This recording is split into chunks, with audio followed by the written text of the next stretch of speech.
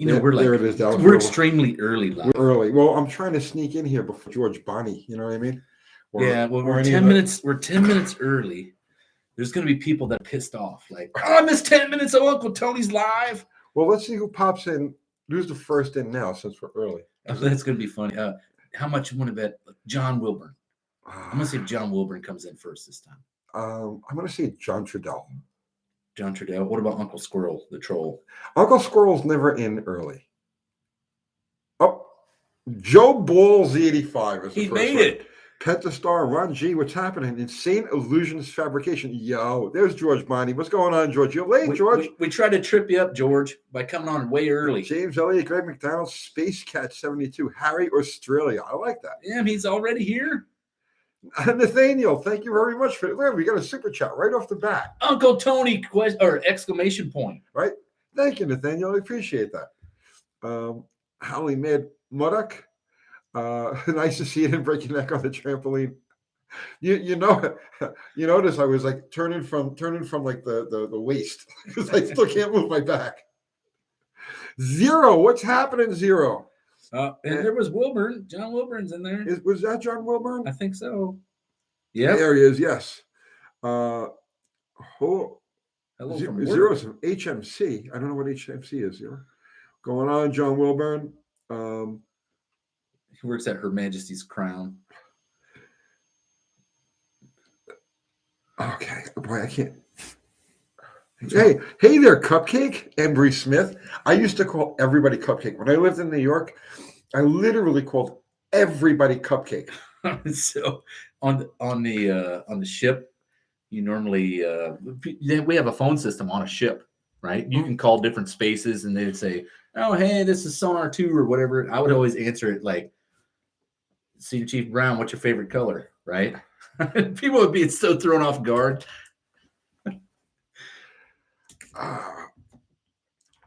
My name is Jeff, another guy from Australia. Man, we got a lot of people from Australia. Yeah, well, it must be like bright and shiny early in the morning or something over there. I think it's like 8 hours difference. Let's see. Insane Illusion, is it just me, or does there seem to be a huge increase lately in 5.2 and 5.9 Magnum V8s? I haven't seen an increase, but I do know. Maybe it's the Junkyard Jets guys. Maybe they're influencing the market. It's possible, but you got to remember something. If you search something on like YouTube, if you push something in on YouTube, they will feed you everything that's even remotely related to it. So it could appear like if you watched a couple of like Magnum videos in a row, it could appear then for the rest of like the month that Magnum stuff is falling out of the woodwork, and it's only because you made a search on it, So I know why. I know what's going on with Australia. Aren't those guys on lockdown? My name is Jeff. Says it's 11:56 a.m. in Victoria. So I think they're on lockdown though, aren't they, or something? I have no idea. They got crazy commie stuff going on out there. All right, Brian McKinnon wants to know if we're on the eggnog. The eggnog. Yeah, are we on the eggnog? What's the eggnog? I mean, I know what eggnog is. But yeah, what does it mean we've by been that? drinking it. Like, oh no, I don't drink. I don't drink. I don't have time to drink. There's no time in my life to drink. Zero's going to take a live on the cruise soon, sitting on the dash shelf of 68. Nice. I see we're on the road with Zero. Oh man, there's Tyler Oliver says a warm hello from the Gambler 500. Slaghammer should have been in that. Oh yeah, that just was not going to happen. That was not going to happen. But which Gambler 500 are you at, Tyler? Because there's a bunch of them. My name's Jeff. Says you're out of lockdown now. Okay, cool. George Bonnie says the people in Australia are being treated horribly, and they are. I don't know what the hell you guys are going to do about that. That's really weird. Although it's not much better in a lot of this country. Some states are like psycho crazy. Here in Tennessee, it's like life has just been completely normal. Yeah, even since the start of COVID. Yeah, every once in a while you'll see somebody wearing a mask, like out like in traffic and stuff like that. But that's the extent of it. We never had any of the nonsense that you guys had to deal with. Joe K, I guess your back doesn't hurt anymore jumping on the trampoline. Did you notice that I'm turning from the hips? Because like, I can't turn from the waist. I had to turn from the hips. But no, I mean, that didn't bother me. I tested it first. I bounced up and down on my feet a little bit, and it was fine. So I said, all right, we'll do the trampoline. Drag Pack Merc says, watch the Animal Gym interview the other night on the AHR Drag Racing History channel. Yeah, guys, Animal Jim, right? He is the father of Pro Mod, right? He was there at the very, very beginning when it was still AHR Top Sportsman, and then eventually it morphed into Pro Mod. But Animal Jim was one of the first cars, one of the first guys that was involved in that scene. I knew him way back when in the 80s. And so Dallas on his other channel, the AHR Drag Racing History channel, did a whole interview with him. How long is that interview? Oh, it's like almost an hour. Geez, an hour of Animal Jim goodness. Really great guy. He's a great dude. Yeah. So yeah, definitely check that out. We're early, Danny Boyd. Yeah, we were trying to sneak in, when anybody seeing us. We were going to see what happened when we came on early and who was going to be the first guy in. If everybody was on their toes. Lobo GTX, what's happening from Argentina? Man, remember when we used to do this live from my garage? That was a lot of fun. Rude Mopar dude says he finished TRX. I don't know what TRX is. Made 733 horsepower at the wheels. That's stout. It will break traction, all wheels, anytime. Isn't that the Dodge truck with the Hellcat motor in it? Oh, okay. Dad? Are you from Japan? 4x4 Blazer. Thank you for the super chat, man. I appreciate that. And the thumbs up. Thumbs up back to you, my brother. Let's see. Oh, here we go. 292 Y Block Ford. What's a good carb CFM for this application? A 600. 600 Holly, yeah. Yeah, either one, a 600 Holly or an Edelbrock. I mean, I keep forgetting about it. It's not like that motor is going to move a lot of air. It's just not going to. It's not going to move a lot of anything, really, right? But it's a torque motor, and I think the Edelbrock will probably be better. Because those were truck motors, right? Isn't that what those were? No, they're car motors. The 292, they put them in all of that was the predecessor to the 312. The 292 and the 312 are both Y blocks, right? And then they come up with FE. Oh, okay. That was the motor that the FE replaced. Okay. Weird Flex 69, $5. Thank you, sir. Uncle Tony just bought a 64 Corvette Monza. Nice. What do you think about them? I've said it 1,000 times on this channel. I love Corvairs. I know a lot of people don't dig them. I've always loved them. I like the way they look. In fact, I like the Barracuda notchbacks because they remind me of Corvairs. I like that flat back, trunk section. But yeah, no, I absolutely dig Corvairs. Good luck with that thing. My name's Jeff. Yeah, it's nighttime here, Jeff. Yes. Oh, John Wilburn just put the Animal Gym interview up. A link to the Animal Gym interview. Justin says he's got a 59 Galaxy with a 292 Y block. That's why I asked. Yeah, like I said, it's not an earth-shaking motor. You're not going to get a bunch of power out of that thing. But I mean, for drivability, I would go with an Edelbrock. I would go with a 600 Edelbrock. I think that would probably be a perfect carburetor for that engine. What? So he had a Corvair Monza though, right? 64. Yes, 64. Would that have been like the first year of them? No, 60. Because the Monza was the performance one, right?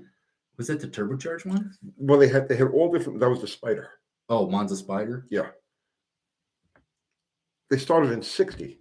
The Corvairs. They ran from 60 to 69. Right, but they didn't have the Monza that whole time, did they? No. Well, no, I think they did. It was the Monza an ongoing model in the Corvair? I'm not sure what years that would have been. That trim level would have been. I'm just thinking it's the same body as that 63 Skylark I got. It's a Y body. In 61, 2 and 3 is when those ran, but the Corvair started in 60, right? And I'm thinking that the whole world would have changed around 63 because that's when all of the A bodies separated and they went muscle car territory. And I think they would have done the same thing to the Corvair in like 64. I was just wondering. I just find it kind of fascinating to see where I'm from. Corvairs were rusted into the ground and blown in the wind by the time I came around. Pentastar is saying you should take Slag Hammer on a power tour next year. I'm not going on power tour, but Al, and the plan is for Al and Ethan, his son, the guys that are working on the car with me. The plan is for them to take it on power tour. So yeah, the car's probably, we fingers crossed, it'll be finished running, sorted out, and go on power tour. That's the plan. SRP Nick's Garage had a 455 on the dyno. What a slug! Did you see that? Huh, I did, but I don't remember it being a slug. What did it make? I don't remember it being a slug at all. Corvair died because of Nader. Yeah, I know. Yeah, it was unsafe at any speed, right? Isn't that what they said? Yep. Even though it probably literally was one of the safest cars they had. Top trim of the first body style. Right, 65 okay. It was the Corsa. Okay. Okay. Oh, so it would have been 60 to 64 then. Because 65 is when they changed to 5-lug and they went to... Corvair with a small Buick V8. Oh, don't laugh. There was one at the Buick Nationals in about 92. It was yellow. It was like a yellow with a white top, and that sucker was fast. They're running down the quarter mile, and I want to say it was running like 12 or 13 second zone. But it still had the transaxle with the 215 aluminum motor hanging out the back. I thought that was cool. MW, are there any front drive cars you like? I'm laughing thinking back about the Sunbird GT Turbo road test from Cars Illustrated. I can't remember who wrote it. I wrote it. I don't remember it, but I know that I wrote it. Tornado. Oldsmobile Tornado, 1966-7. That'd be an awesome front-wheel driver. Cadillacs. Those Cadillacs with the 500s in them are cool, too. Paul Cabazzola, Tony, do you know what became of John Friel's Hemi Dart? I have no idea. I have not talked to John in over 30 years. I don't know.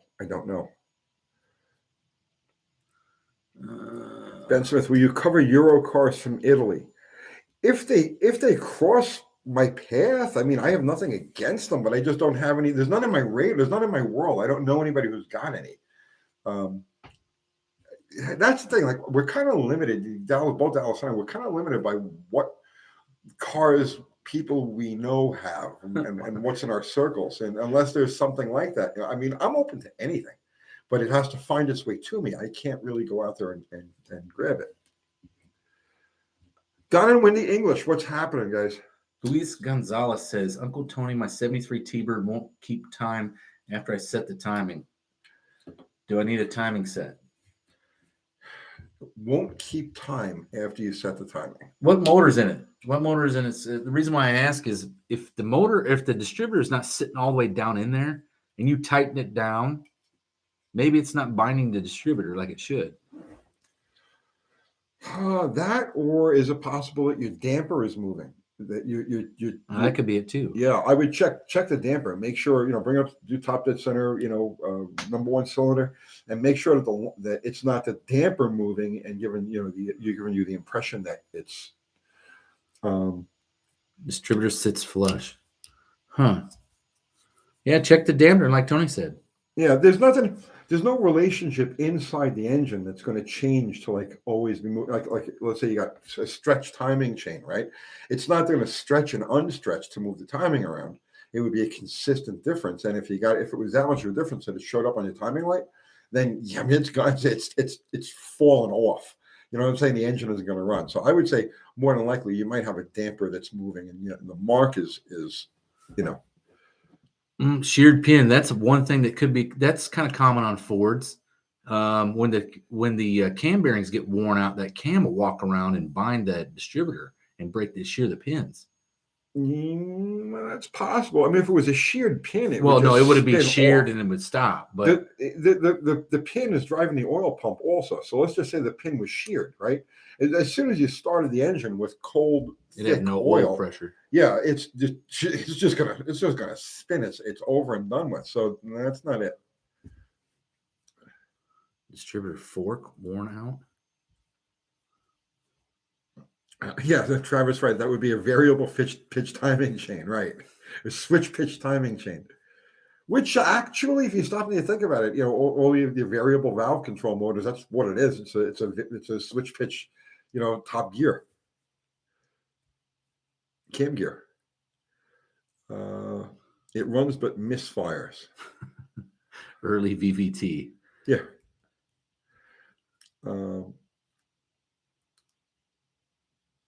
Weird Flex 69. When I smoke and work on my car or trains, people comment and say I'll light myself on fire. I show them your cigarettes and gasoline video every time. Good. That's where the views are coming from, because I notice that video occasionally gets some views. I guess that's where it's coming from.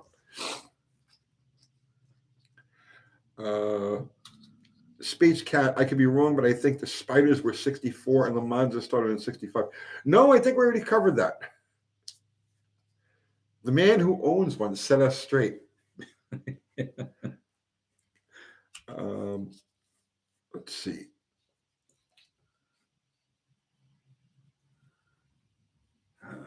Okay. Creekside Garage had a Cleveland where the top timing gear wasn't seated against the retainer plate. So it thruster back and forth, messed with the timing, not to mention the racket. Oh, I see what he's saying. The cam's moving back and forth, right? Because that timing chain. Isn't there a thrust plate on that motor? There's a thrust plate, but I'm assuming what it is that the chain is not. He said the top gear was not up against that thrust plate, right? Yeah, that's what he's saying. So it would be allowed to move. I don't know. I'd have to see how that thing is. I'm trying to. The thrust plate generally stops with the timing gear. If the timing gear is not seated on there, that cam will move back and forth, whatever that thrust plate allows it to move, which is not much. I can't picture it. I can't picture it. The setup on the front of that. But Cleveland is not going to make any difference. I'd have to say, you have. I don't have my phone. I'm going to get an exploded view of Windsor. Yeah, the timing. The top gear. Okay.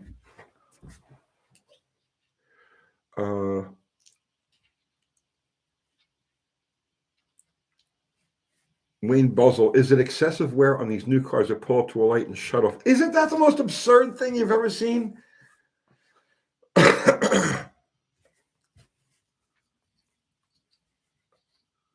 Nick Durkis, 69 383 HP, pushes coolant out overflow, fails bubble test. Possible causes besides head gasket or crack. Head gasket or crack. You know, you've got bubbles in you with the engine running. You're seeing bubbles in the overflow tank and the coolant tank. The only thing that's going to give you that is either a crack in the combustion chamber, not likely, or a bad head gasket, very likely. Okay, what are you needing? Just the timing chain? The timing chain, yeah. No, not the timing chain. The whole. I'm trying to find there's exploded views like this, but it doesn't show it assembled. Oh, of course, the belt. Why, when I click on the Windsor picture, would it show me a belt? All right, I'll keep going here while you do that. Stoic Steel. All it is like, so behind here, right, is a thrust plate or is a thrust face on the back of that gear, right? Right. And then it holds the cam up against that thrust plate. Which thrust plate? The one that bolts to the front of the motor. So you put the cam in. So it's sandwiched in. Right. Yeah. And then you put the gear on. But that's what I'm saying. If this is loose, right, it's going to allow it to move back and forth, which is going to move the distributor gear back and forth on acceleration and deceleration, but not at steady state. At steady state, it probably would be fine. It'd be pushed one way or the other. Cam bolt was too long. Oh, okay, that would make sense. So if the cam bolt was too long, let's say you change the cam. Right, you change the cam. Okay. And the hole wasn't drilled deep enough. When you put the original cam bolt back in, it wouldn't be sucking the gear up against. Right, that's what I was getting at. It was moving back and forth. So that's a freak thing. That's a freak thing, Wild Rose.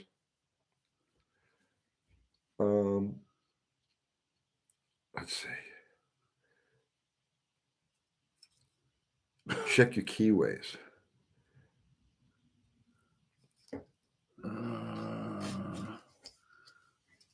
Mr. Willis saying hi to Ultra Kathy. Cat, you watching this?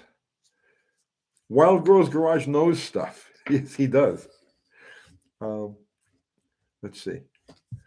4x4 Blazer. I bought my brother a Holly Demon Carb, a 625 for his 396 big block C20 pickup. Will that work, or should I have got a 750? I would have gotten a 750. The 625 is a little. I mean, it's fine for a driver. You know what I mean? It's nothing wrong with it for a driver. It's perfect. But I mean, if you're looking for ultimate, you know. Well, it's a C20 big block, right? So it's going to make good torque. It'll be fine, just like you said. Now, if you wanted to tow something and it's not going to all have all the beans that you wanted it to have, you probably need a bigger carburetor. But it's going to have good torque because it's going to have high velocity through that carburetor. Yeah, I mean, for all our performance, you know, top end, you know, then yeah, it's definitely not enough carburetor. But for like he says, for towing, for just scooting around, driving around, it's perfect size. TH Man says, which heads are better for an Oldsmobile 350, 3A or 4A? I don't know. I don't know. Who are Oldsmobile people in here that can answer that question? All right. Kurt Tank Dallas opinion of Ross racing pistons for my 392 boat engine. Well, what's the purpose of the boat? Is if it's just a cruiser. I mean, what I found is if you buy an aftermarket race piston, they clatter pretty good. That's just the nature of the beast. As a good forged piston, they shrink down a lot, and then when they get warm, they expand and they don't rattle that much. But if you're just driving the thing, you know, you might not enjoy that. If it's something that's a hot rod boat piece, yeah, I'd do it.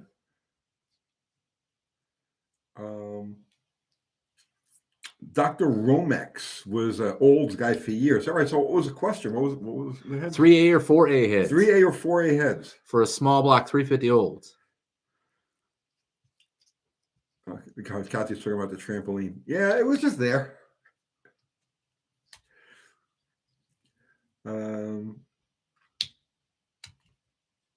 Let's see. Kathy says she uses it. Does she doing like backflips off of it and stuff? Ah, please, yeah. She's a regular like a trapeze artist, like an acrobat. Exactly. She does all these tricks. She'll jump up and flip around like this, and then land back again. I can see that. And do this. You know what I mean? Like you know the way to do that, right? Right. Would land on essentially like perfect standing up. Yeah, she'll jump up and spin around like 4 or 5 times, and then land, and then flip around like that, and then go like this when she's done. It's amazing. I mean, Uncle Kathy has got to show you guys how she does this stuff. Mr. Will, yes, 5-liter Mustangs did come with forged pistons up until 92, I think. From like 85 to 92, they had forged pistons. Hey, UT, when will we see the boat again? Maybe tomorrow. 4x4 Blazer, thank you for the super chat, brother. Thanks for answering. He just likes to cruise, so I'm glad I got the 625 Demon Carb. Yeah, it'll be fine. It'll be fine. French Onion says Buff can do that. Yes, Buff is also an extremely talented gymnast, and a lot of people don't realize. They look at him and say, "Well, he's just like a short, chubby guy," but no, he's like a ballerina, is what he is. He moves gracefully. You know, half the time that he walks, his feet aren't actually even touching the ground. That's the miracle of Buff. You're not like that. You're not very graceful. No. I noticed that. Right? Yeah, I'm very lanky and tall. Yeah. Travis, Uncle Tony, when are we going to see you on late night TV jumping on your pimple lean selling shirts and custom UTG rolled cigarettes? I think that's it for the trampoline. I'm going to move on to something next, like the parallel bars. You know, where I could do this, you know, and right, you know what I'm talking about, right? You know, right. That's the next thing. No more trampoline. Buff is a ninja. Yeah, Buff is actually an intradimensional. That's why he's not here right now. Is he's busy doing ninja practice? Yes. Buff is actually an intradimensional being. Really? He's made of sound waves, believe it or not. It's crazy, right? I know. A lot of people don't believe it when they, you know, you'll break a hip. Yes, I will. Wild Rose Garage is the resident Oldsmobile guy. Then John Wilburn just put a link to his channel. So anybody with Oldsmobile stuff, just Go away from us because we know nothing. Well, very little. We know very, very little. Buff the Vampire Slayer. Yes, he could do that too.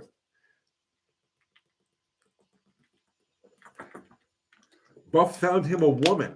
One woman? No, I'm sorry. Buff juggles them. I mean, literally, it's like he's just swarmed. That's one of the problems. Wait, I told me. You know the early '80s TV show, The Greatest American Hero? Buff. That's loosely based on Buff's life, right? That literally is based on Buff's life. 20 is the Dr. Nick of Dr. Oldsmobiles. Yes, the Buff harem. I kept telling him, Buff, you can't keep coming through here with these dozens of women. It's crazy. It's just crazy. It's sad to watch, really. Otto 1303, Tony and Dallas. Do all forged and cast pistons have steel reinforcements in casting? No. Cast pistons do. Cast pistons always have a steel, like a dome. The forged pistons don't. I have never seen that at a cast piston. Cut a cast piston apart. I had broke some apart in that 430 I had that was locked up. Well, the Chryslers definitely have them. Yeah, the Buicks does. Dr. Good, Doug Gid. Thank you, sir. UT, please tell my buddy corrugated sewer pipe ain't best for cold air intake. Corrugated sewer pipe? How big is this thing? It'll work. But I mean, it's not the best thing, I guess. I mean, people have used dryer ducting forever. Weird Flex 69, $10. Thank you, sir. I appreciate that. 60, first year of the Monza. 62, first year of the Monza Spider convertible and Spider Turbo. 64 inches were changed to the 2.7. 65 new body style. The Corsa replaced the Monza Spider. 69 end of Corvair. Which the 69s were, in my opinion, the best looking. The best looking, yeah. They look when you put white lettered tires on those, they look mean, man. Yep, they were looking tight, and they were one of my favorite funny car bodies. There were a bunch of people who ran them. We got a guy up at Sykeston that has one. A funny car body? A Corvair funny car body, and it's a rear engine car. Okay. And the Spider, the Turbo in 62, which was introduced just ahead. The Turbo Spider was the first turbocharged American production car, and it beat the old Jetfire by like 2 weeks. The Turbo one? Yeah. Really? Mm-hmm. Huh. I didn't know. I thought the Turbo one was the Turbo Oldsmobile was the first one. Nope. The Monza was first by about 2 weeks. Just like the Barracuda in 64, the Barracuda beat the Mustang to market by 2 weeks. And nobody looked at nobody cared about the Barracuda. Well, I mean, 64, 65, that's a body style that only like the mother could love, right? John Wilburn, for what it's worth, Vizard says corrugated hose is not a good choice for a flow bench. May not translate well to an air intake either. Well, here's the thing, okay? The air intake. So let's say you're going to do the traditional thing with the two snorkels and ducting going to the front of the car, either to the inner headlights or to under the bumper, right? There isn't enough velocity through those to really to make any difference. Does this make any sense now? In other words, your total carburetor opening to flow at, let's say, 750, 850, 900 CFM, whatever happens to be, does not come close to equaling the area of those ducts. So the ducts are not going to pose the corrugated, isn't going to pose any restriction to the air coming into the carburetor. And all it's going to do is allow cold air to be pushed into the motor from the front of the car, giving you a bit of a ram air effect. I don't really see it. I don't see the imperfections or the ripples inside of a corrugated tube as being a restriction in that circumstance. It's just going to increase it's going to decrease the temperature of the air that the thing's breathing as well, right? Right. So you're looking at maybe 5 horsepower, just because it's really the temperature. It's not the velocity or how fast it moves inside that pipe. Yeah, the ram air systems don't really ram air very much. Otto 1303, no, the Corvair is not still air cooled. And then Ted Brenneman says, Tony, what do you recommend for an 87 318 two-barrel to bring it up to 250, 300 horsepower? 340 heads, question mark. What size four-barrel? What about Holly Sniper TBI?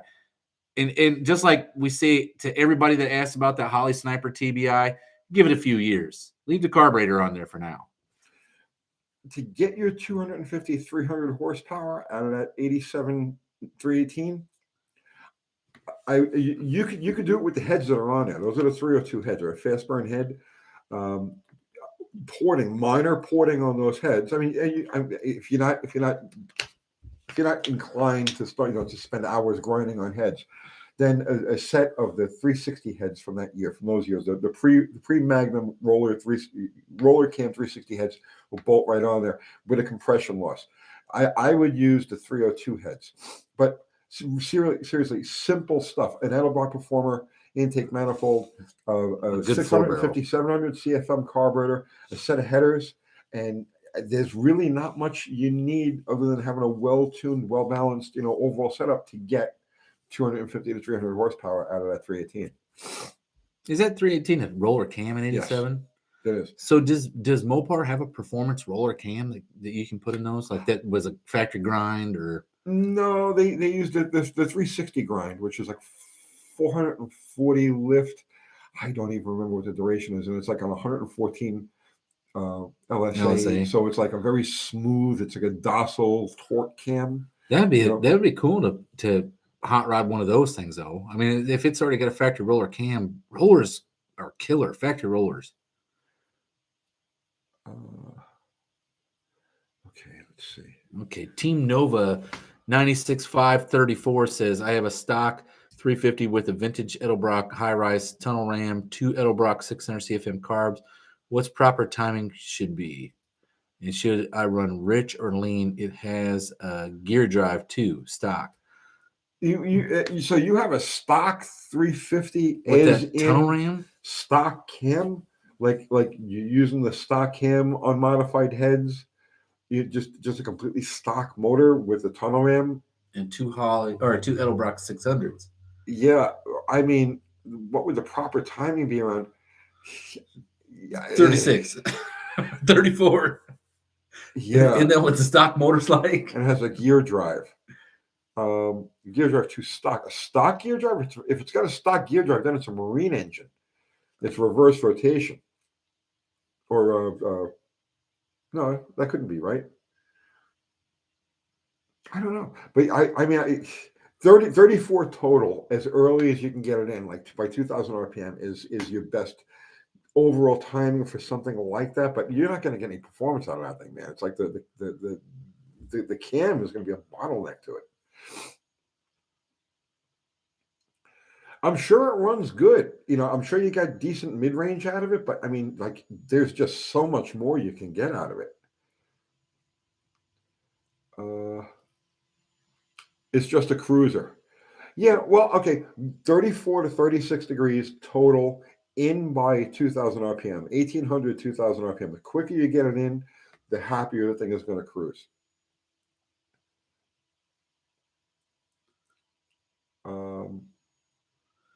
Joe K says, Uncle Tony in Dallas, what do you think of these new snowblowers with EFI? I have doubts, but wouldn't mind at least trying it out. Yeah. I still like my Carb Tecumseh machine. I'm telling you, I used to be all about EFI. I was an EFI guy. My Thunderbird has EFI on it, right? But the simplicity and cost effectiveness of a carburetor, it can't be beat. It cannot be beat. There's no way to do it. I raced EFI cars in the 1980s. I went that whole route, and after going there and coming back, well, no, I wouldn't bother with EFI at all. It's not a well-tuned, well-balanced carburetor setup is unbeatable, unless you consider things like fast cold starting. If that's a factor for you, then yeah, by all means. I don't know. I'll tell you where the carburetor wins hands down.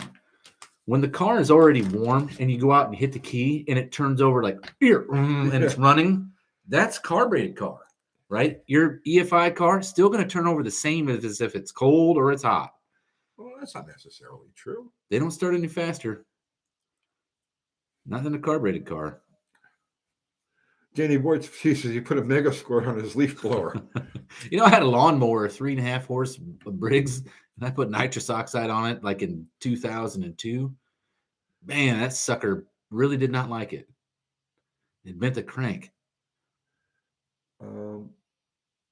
Squirt McGurk, thank you, sir. What do you reckon is the easiest, cheapest manual transmission swap for a G body? Oh, a T5. Yeah, but they won't last. Why won't it last? Because that's a heavy car. That's a 3,600 pound car. That T5, even if it's a 305 Chevy, that's already max torque rating for that T5. Well, he asked what the easiest, cheapest was, not what the strongest was. Well, because they came with Saginaws. You can get a Saginaw in a G-body. Yeah. But finding one. Saginaw, oh, they're a dime a dozen. Are they? Yeah, no one wants them. Okay. But they're fairly cheap, but they're definitely, the T5 having an overdrive is a very big benefit. But that Saginaw is a bolt-in. Colin Johnson just swapped a Muncie into his 81 Le Mans. Well, that's a cool car, too. Yeah, that is a cool car. I had a Pontiac Grand Le Mans, or Grand Safari wagon. Yeah. Oh, I loved it. It had that same front end as his Le Mans, but it had wood paneling, but it had the dash like out of a Trans Am or something. Oh, it was cool. Stock drive shaft. He wants to keep the stock drive shaft, and it's behind a 327. Yeah, Saginaw. Or what else will replace the Saginaw? T10. I think a T10 will replace a Saginaw. Yeah, but you can't use John Wilburn is saying a T56 isn't that exotic anymore. They can be a reasonable swap. By the way, Fubar, the Axe, posted the link to your channel. Oh, we did? Mr. Rodder's Neighborhood. Yeah, go check it out. Yes, go check out Mr. Rodder's Neighborhood, as well as the American Hot Rod Association, the AHRA Drag Racing History channel. So he's got 2 channels. Yeah. I've only got 1. Right? How sad is that? But your one like totally smashes both mine combined on steroids. But still, I feel like I'm underachiever. I'm sitting here next to a guy who has 2 channels. Let's see. Weird Flex 16 is saying your lawnmowers have engines. Just get an old push mower. That's what they want us to be, man. They want us to have push mowers. Actually, they don't want you to have a push mower. They want to have an electric push mower. I go one step further. I get a goat. He's got a couple of goats to graze. What's going on, Jason? Oh, did you hear the latest thing? You know how California banned all those freaking small engines? Yeah. Now they banned those small engines, and it includes the ones on your RV. So now you can't RV in California. It's all going to implode. Just like, what? California with Yosemite? Everything is just going to implode. There is so many unreasonable laws, so many unreasonable regulations, not enough cops that care enough to go and chase everybody. It's like it's just we've entered the age of the free for all. I hope you guys understand this now, right? Because there are things we used to like in the 70s, the 80s, and 90s. There were things that you knew you were going to get harassed for, right? And you live in a day today where it's like there's so many other crazy things going on. It's like they just leave you alone. Everybody just leaves you alone. So yeah, don't worry about the laws. Just live your life and do your thing and have fun. 340 Dusters Rule says, I just got my 408 Magnum Stroker back from the machine shop here in Hawaii called Snyder's. I've been to that machine shop. In Hawaii, really? Yeah, Hawaii, hot rodding in Hawaii was tough. I mean, there was a lot of junkyards that had a lot of good parts, but this was like early 2000s. But it was tough there because the parts coming over there are like, if you order from Summit, you know how your shipping might be like, oh, I don't know, 10, 20 bucks. It's like 100 something over there, right? It's like no shit expensive, but it's hard to get parts. And so a lot of the parts would stay on the island and just be kind of sourced around, right? Shifted around. I would imagine Hawaiian like sheet metal has got to be rough. Oh man, it rusts bad. Yeah. Everything rusts bad there. The coolest thing though, that's where I learned how to do transmissions because I took my transmission to a transmission shop, like in the bed of my truck, and I'm like, "Hey, how much to rebuild this?" "Oh, $2,500." I'm like, $2,500? What the hell? Okay. And I look at the guy that's quoting me this price, and the guy's got no teeth in his face, right? And I'm thinking, well, I've got dental hygiene down, so I can probably do this training. So I tore into that 204R. BW's Garage, UTG, did you see what they did to Project X? Did you see the video I did about that? I did a whole video about that. SRP says AHRI needs to go no prep. I agree. What about small tire racing action? I think you take the clocks down, right? No clocks, turn them off, nobody cares, and no prep. No prep it the whole time, huh? Mm-hmm.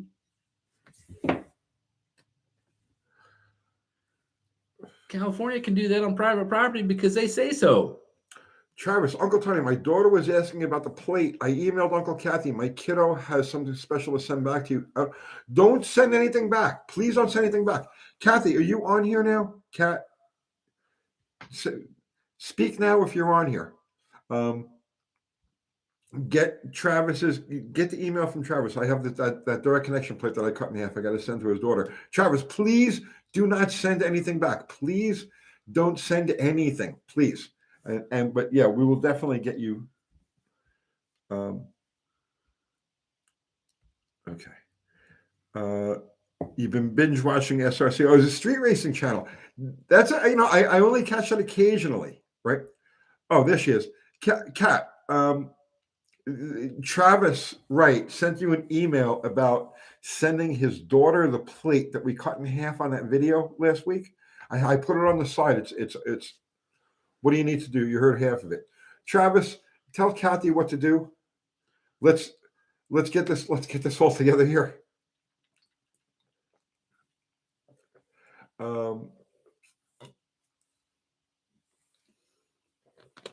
Let's see. No prep is TV racing for people that think crashes make the race more interesting. Guys, kids that have never owned a car but with their own money. That's not true. That's not true. No, I like no prep because it's a great equalizer. So there you go. Travis, resend the email to Kathy right now. Yeah, send Kathy the email right now. She'll be watching for it. Get her that address, and we will get that plate in the mail tomorrow. Paul Shea says it's snowing here in Connecticut. Well, it's like 50 degrees here, and yeah, it's it might be not too 40. bad. It might be 40.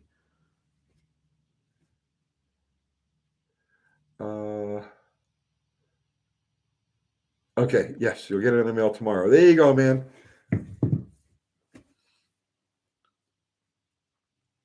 Let's see. MP Speed and Fabrication.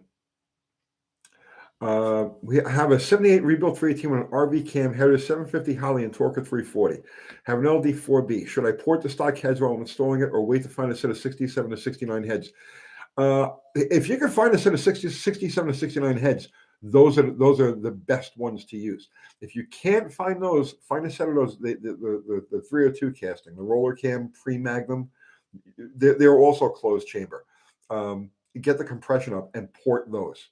I think the valve size is adequate for that bore. I wouldn't even worry about that. But yeah, that's the way to go. You just got that super chat in there. We got a super chat. Yeah. Oh, thank you, Clayton K. Do having power brakes have any negative effects on engine performance? No. But now, having a performance engine can have negative effects on your power brakes. Right, exactly. Dallas is right. Yeah, it'll work one way. Yeah, the brakes can't affect the motor, but the motor can definitely affect the brakes. Freezing rain all day in central Alberta. Yeah, keep it. God, keep that crap. That's worse than snow. Zero says it's going to rain there tomorrow. Had to look it up. Apparently, it's like water drops that fall out of the sky. Oh, where's he at? California? California.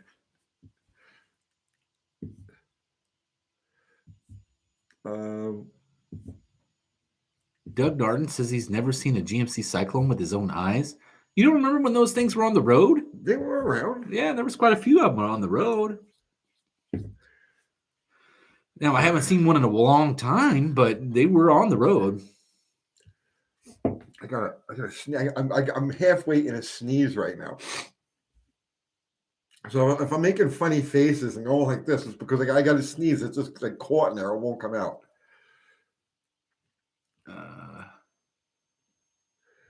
Super Galaxy Garage says the GMC Cyclone was faster than a Grand National.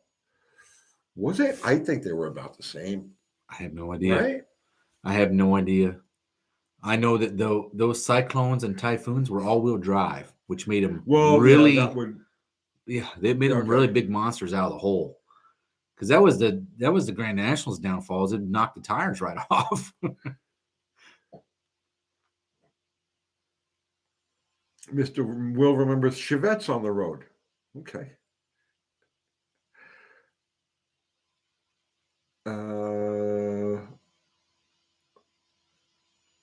Nate B, should I buy the 73 Regal for sale on my local marketplace for $4,000? 354 barrel, apparently relatively unmolested. If that doesn't sound like a bad deal. That sounds like a good deal, man.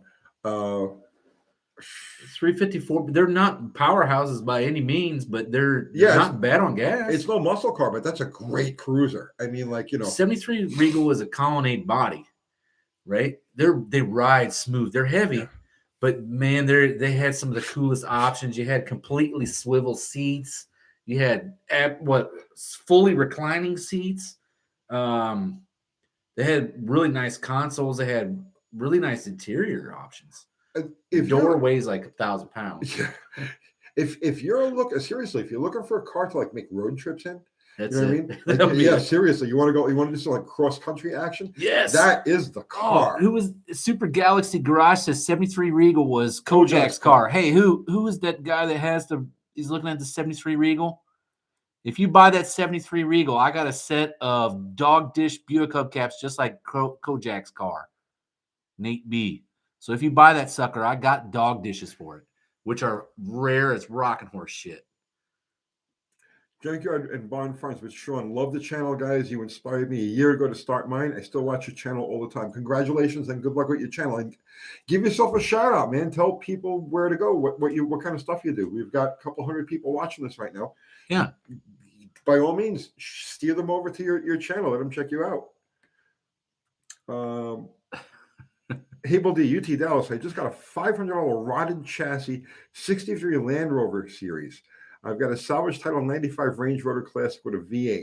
Done with California emissions. We'll rebody the 95 with a 63 body and title. Hell yeah. Hey, the 95, I want to say that 95 has the cool, is that the 4-liter or 4.6 liter? One of those motors, but it's got like cross-bolted 6-bolt mains, and it's a nice piece. Oh, Doug Narden says Kojak had the full-size hubcaps, not the dog dish. I remember having dog dishes. Yeah, so do I. I remember having a Pontiac, a 4-door Grand Am with dog dishes. Oh, I thought it was a brown Regal. Kojak. Yeah. Telly Savalas, where he was always sucking on the lollipops. Yeah, I don't really remember much from the shows, but I remember the cars, and I'm pretty sure he had a 4-door Grand Am with the dog dishes on it. It was a silver or gray 4-door Grand Am. Oh, I thought it was a brown Regal.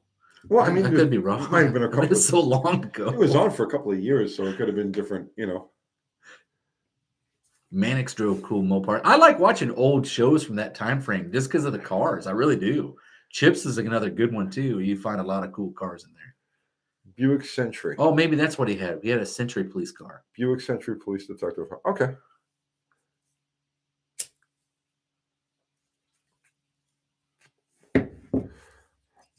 Who loves you, baby?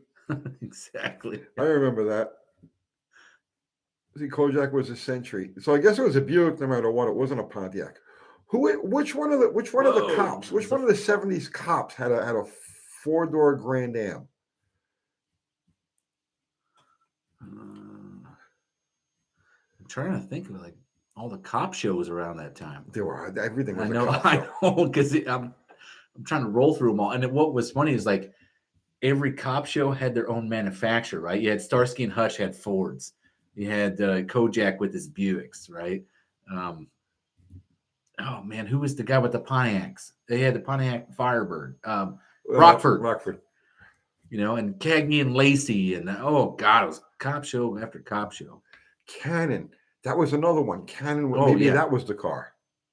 I'm thinking of blues and corduroys. Emissions question. I'd like to remove my emissions system.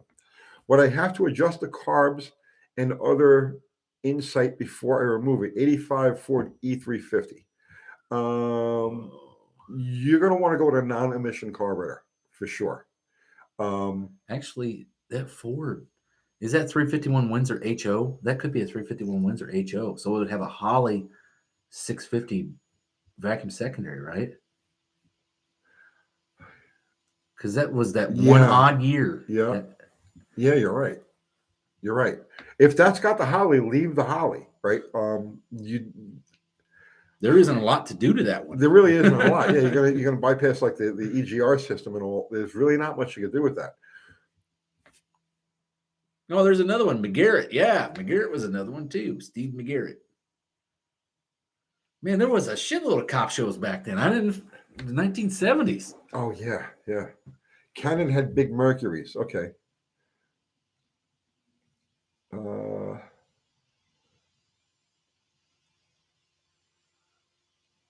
I can't hardly keep up. David Griffiths, I just bought a 76. Thank you for the super chat.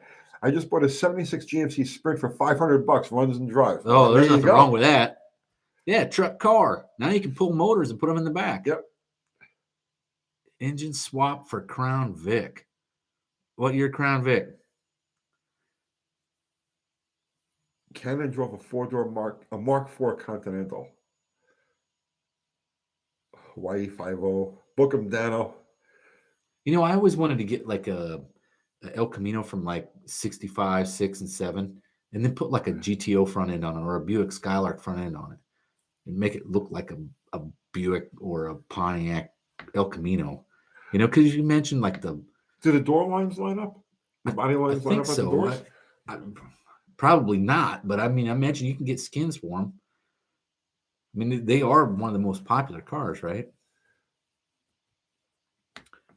I just thought it would be kind of cool. I've never seen anything like it. Deuce Rider, 70 Duster 340. How many CFM was the original thermal quad? Like 830 something CFM. Where I couldn't even use it all. Oh, it could. It could. A 71 motor? Wasn't the 71 motors weak? Mopars didn't get weak until like what, 73 or 4? They dropped the compression on them, and they got like stupid with the timing curves. They got really lazy on the advanced curves and all of that. But no, I mean you give it a basic tune-up, that 340 every bit of that thermal. Really? Oh, yeah. What did Colombo drive? There was another one. Oh, didn't Colombo have some kind of little French car? Yeah. That's right. I can't remember what that was. I doubt it was a Citroen.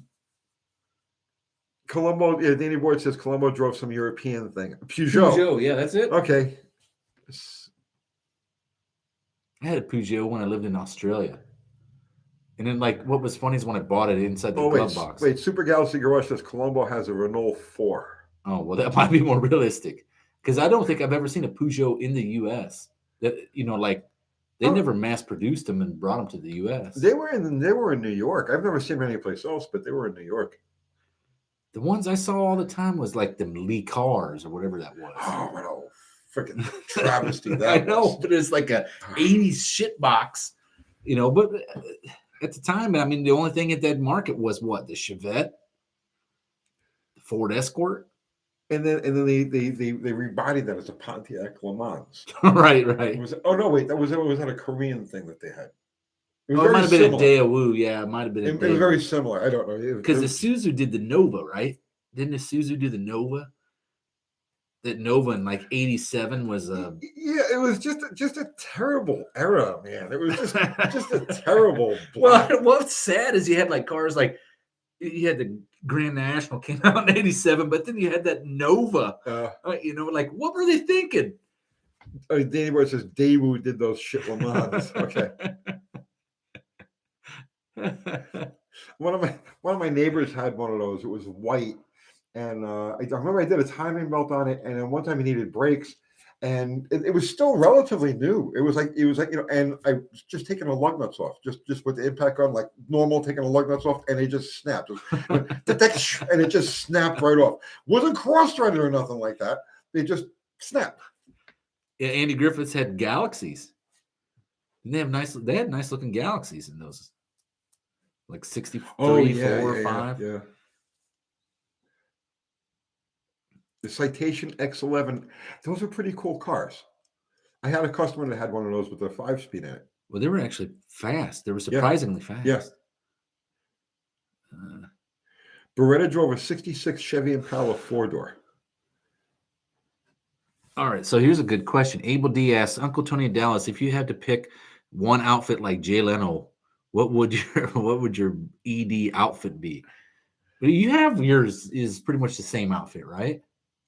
Black shirt. Oh yeah, I'm dressed for action all the time. All the time. I'm ready to climb under anything. I'm always ready for action. I think I pretty much have the same thing on. I always have like a hooded sweatshirt and jeans and some kind of t-shirt. What does Jay Leno wear? He wears denim all the time, right? Does he? I don't know. Denim shirts and denim pants. Yeah, I don't know. I really want to meet Jay Leno in person. I generally don't pay attention to what other guys wear. It's weird. I'm funny like that. Time traveler. Hi, friend. Are you from the past or the future, time traveler? Murder Nova, how's you back? Much, much better. Much better. Denim equals a Canadian tuxedo. Throttle Watch. I had a 77 Granada with a factory 302 4-speed 2-door. Cool car. Cool car. And they had, I remember those commercials when I was a kid, when they first came out with the Granada. And it was, I guess it was 1975. They were one of these commercials. And they had, that's what they showed. They showed a Granada with a 4-speed. And the guy doing this mountain road sort of thing. And that left an impression in my head. I always thought that car, that boxy thing, you know what I mean? With the 9-inch Ford, small block Windsor, 4-speed. What can be wrong about that? Nothing could be wrong with that. It's all good. That's such a happy combo.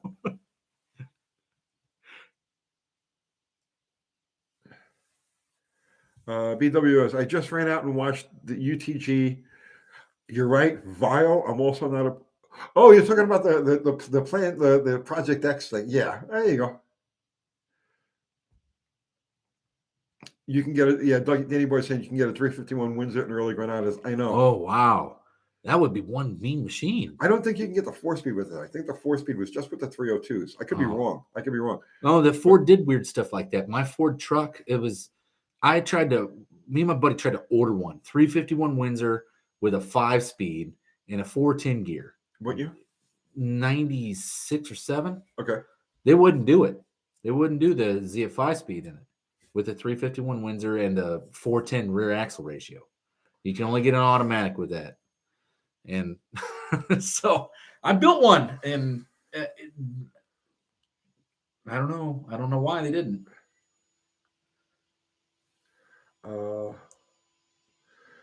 Wild Rose Garage with a 4-speed of 3+1 top loader. It might have been, man. It might have been. I don't know.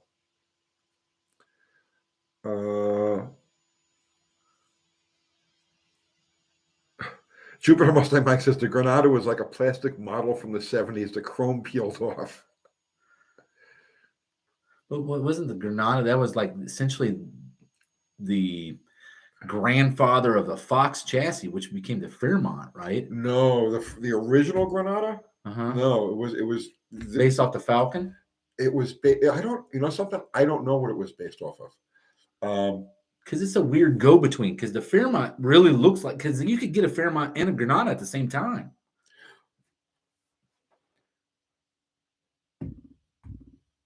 Yes, you're right. 78. Right. But the earlier Granadas, the original incarnation of them, because it was 75, 76, 77. I don't know what they were based off of, but I love those cars. I thought they were cool, and they got a bad rap. Weird Flush 69, thank you for the super chat, man. My work has self-propelled train cars. We pull the rear drive engine out of it. I would put that in the Corvair, but it's the size of the Corvair. Yeah, a wheelie car then, right?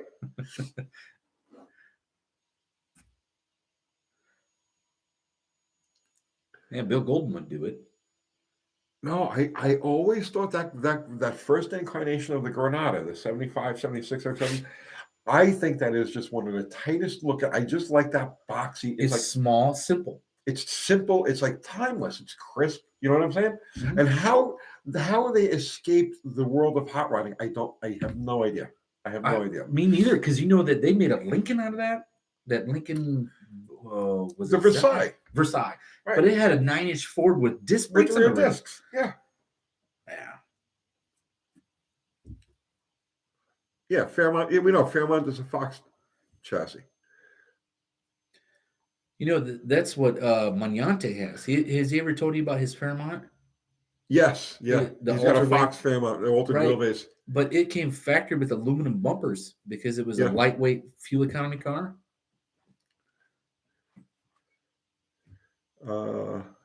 Mr. Will, thank you. Somebody's like, Thrash Metal and Funrest. Granada is the POS based off the Ford POS platform. Crisp. I like them. I'm sorry, I like them.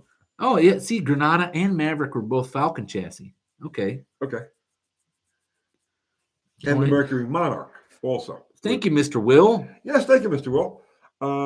You were right. My 442 is great, but too nice to daily. Don't know what to get for a daily. Now what? A P71 Crown Vic? That's a good choice. That's the perfect daily. They get good mileage too. Don't you have one to sell? Not yet. Okay.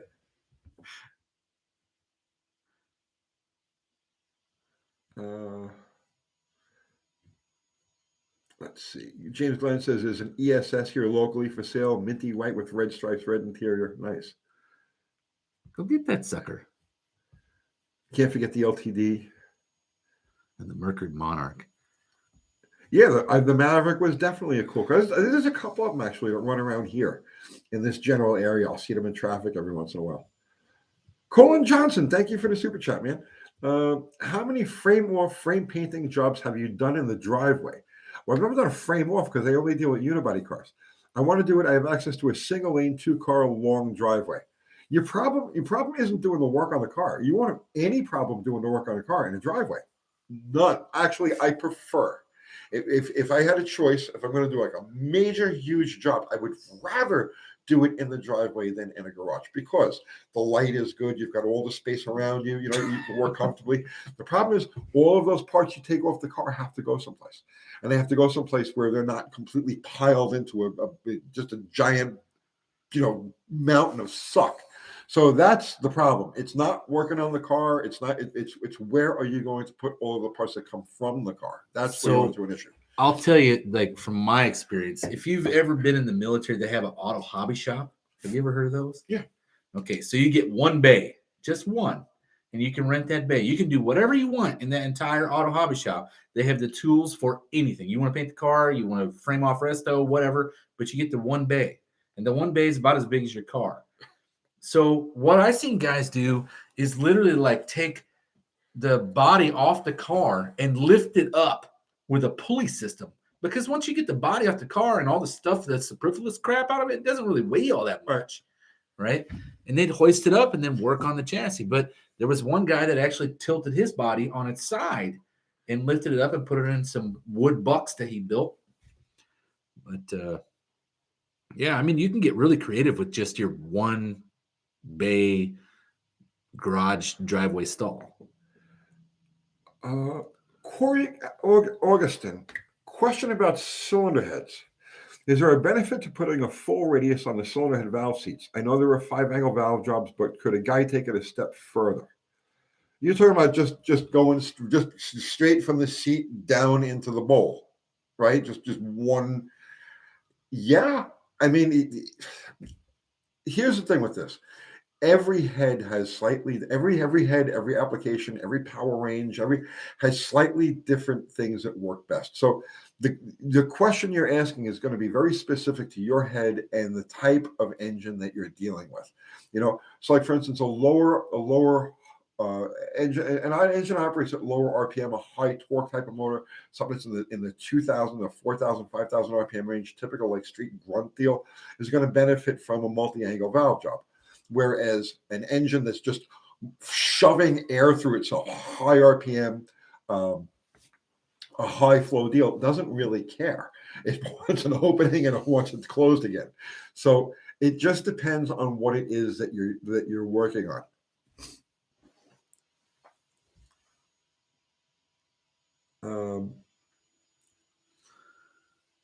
Driving gloves. I should get driving gloves. I'm an Italian. But do you have to have driving gloves? Then you got to buy an IROC, right?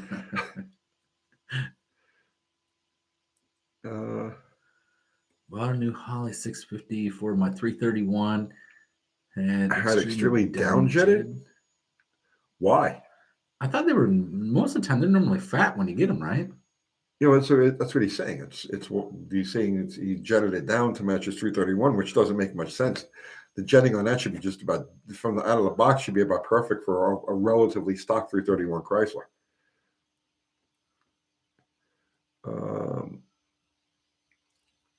Joe Brennan says I should get boating gloves. Boating gloves. Yeah, I wouldn't. I don't think that boat would see any water. Knowing Tony, it probably won't see any water until like at least spring. No. I'm going to get that thing running like tomorrow. I think tomorrow or the next day. I'm going to get it running. I think I'm going to have to put a pump in the outdrive, but I'm going to get it running and get it to my kid for Christmas. Really? So, yeah. I'll probably never take the freaking boat out. You know what I mean? I just wouldn't even. Oh yeah, is there water here in Tennessee? We got like the biggest man-made lake in the whole United States. We got water everywhere, bro. Yeah, all of our power is hydropower here.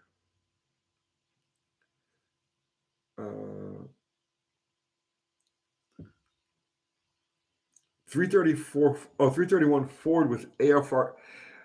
You got a 331 Ford with AFR heads, and you jetted down a 650 Holly to work on it. You have problems. You have something very off in your combination if you had to jet down a 650 Holly to work on that. Oh, that's cool. Jeffrey Nunez says he had a 79 Fairmont with a 302 and a 3+1.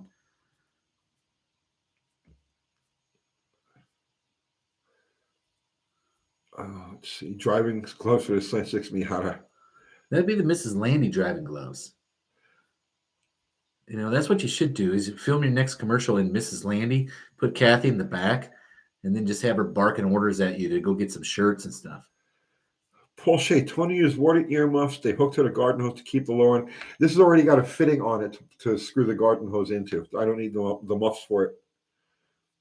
I used to do a lot of boat work in New York, so it's like I'm not a stranger to these things. Junkyards and Barn Finds with Sean says we're moving to Sevierville in June from Florida. Can't wait. No gators, no fire ants. No, but you live in the hills. Yeah, Sevierville is definitely a different kind of place than we're at here. Yeah, a lot of hills. A lot of hills. What in the world? Dallas, I know you've seen some pure CB MacGyverism in the Navy. I was a CM, and you know we are the shit. And don't get me started on the hobby shop. Okay.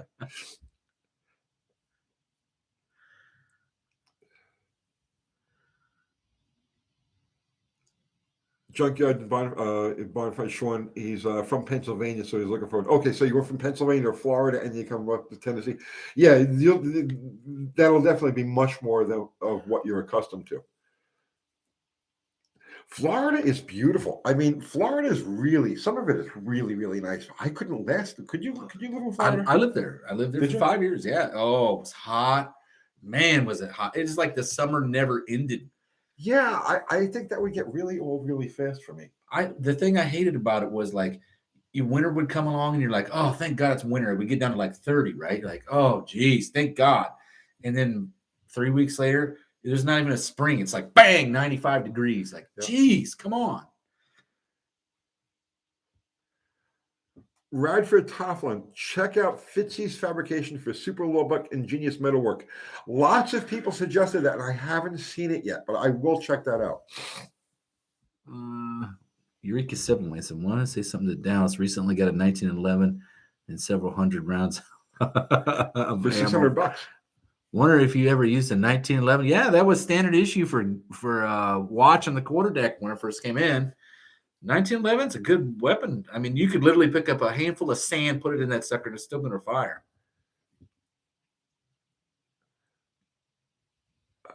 Let's see. Sean Wheelhead, Uncle Tony, who taught you how to speed shift? Grumpy Jenkins. No, I learned how to power shift on a stolen 1964 Volkswagen. Long story.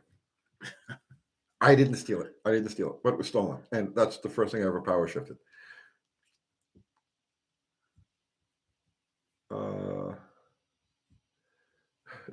Wilburn says the 1911 is the Jam Master. Equals Jam Master? No. That's like the most reliable. Why do you think the military used it?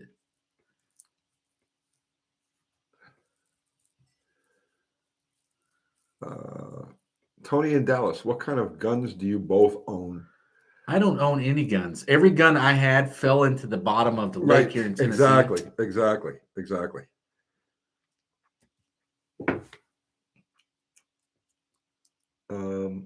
Let's see. UTG. Will a 7951 non-roller cam motor crankshaft work on a 1997 roller cam block? No, it's a one-piece rear main seal.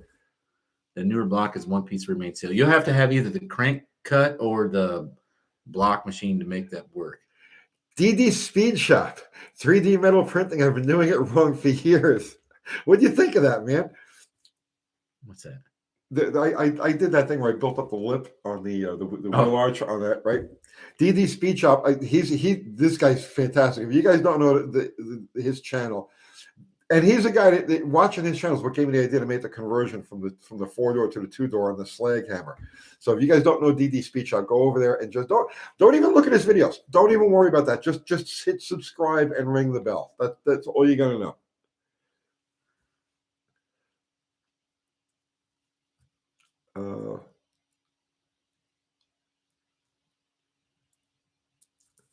Arthur Fiedler, don't put the Landies on a pedestal from one who knows. I don't know what he's talking about. Like Dick Landy? I don't know. T-Mania, DD Speed Shop. Absolutely. Just go over there and just go subscribe. Don't even, just go, watch, go subscribe.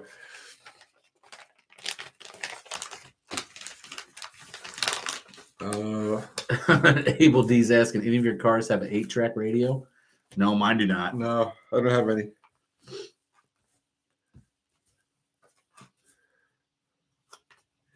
DD Speed Shop is a beast. See that, man? Lots of love here for you.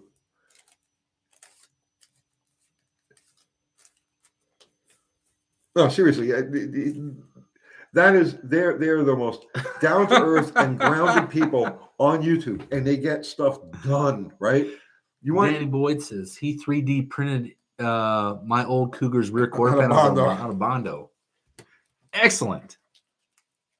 No, not excellent. Somebody got that car somewhere around here. Yeah. Uh-oh. We froze. Oh, there we go. Oh, is DD Speed Shop not in America? No, they're in Canadistan. Oh, well, Canada seems to be like the only free country in North America these days. Canada? Oh, Jesus. Well, the further you go west, I notice the easier life gets. It's just a matter of time before they come down here to Tennessee. Everybody ends up here in Tennessee. When you guys are ready, man, you let me know. I remember Boyd Coddington's cars being molded out of Bondo. All of them are. I was just not a big fan. It was like the price is no object. When I did Cars Illustrated magazine back in the 80s, I did a drag test on the Batmobile. We had one of the Batmobile? The original Batmobile. Oh, the Lincoln body one? Yeah, there were 3. They had built 3 of them. We had one of those 3, right? And I don't remember if it was one that was actually used on the show circuit or one was used on the car, but it doesn't make on the show rather. It doesn't make a difference. They did a drag test on it, and this thing, the Bondo on it was like, I can't begin to tell you. Well, that was a Barris car. Yeah, it had like, you couldn't tell from like pictures, but when you saw the thing in real life, it had like fissures in it. in the Bondo that they had painted over, and it was just like you could see. It was just like looking down like a bottomless crevice. Oh man, I just took a trip to the Grand Canyon. They literally, when they formed that, I don't know if all of the versions of that, the original Batmobile, I don't know if they're all done exactly the same way, but the one that we had to drag test with, it weighed 6,000 pounds, and it was all Bondo, and it had a 289 in it. It had a 289 in it. So you had to run with the afterburner on all the time.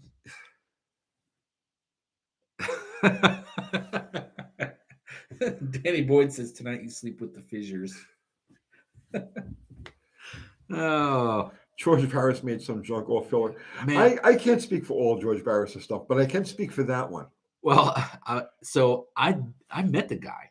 Did you? I went to the Peterson one day. I went out to 2005. I went out to California.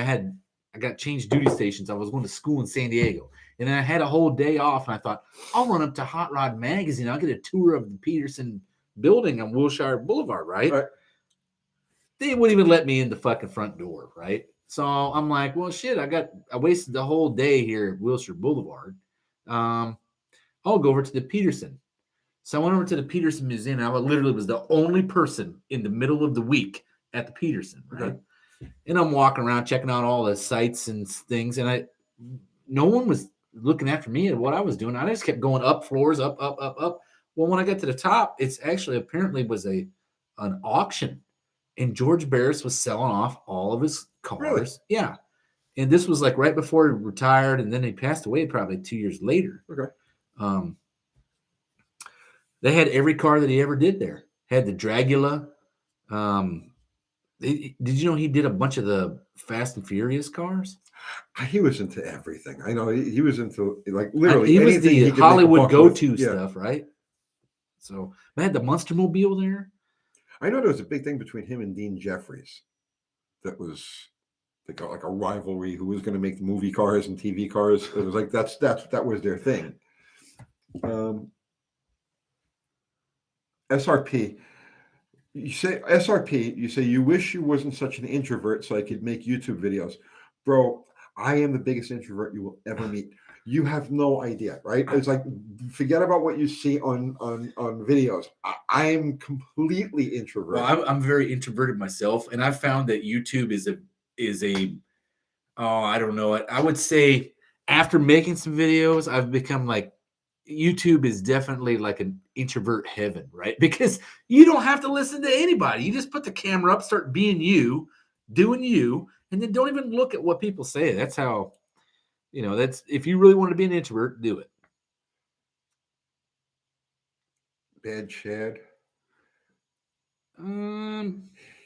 He does some weird stuff. I mean, I'm not anyone to talk. I do a lot of weird stuff too. He does some really weird stuff. I'm just not a fan. I'm not a fan. I don't really care for his stuff at all. Eureka 7 how many ounces of silver do you own, Tony? Did that fall in the lake with your guns? Yeah, I was actually going to the lake to try to dig my guns out, and the silver fell out into the lake. There you go. At $5. Thank you, Max. Give away bags of slag from Slag Hammer. We probably could. There's so much metal laying under that car. New Year's, what we should do New Year's. New Year's, you give away some bags of slag. Have a special.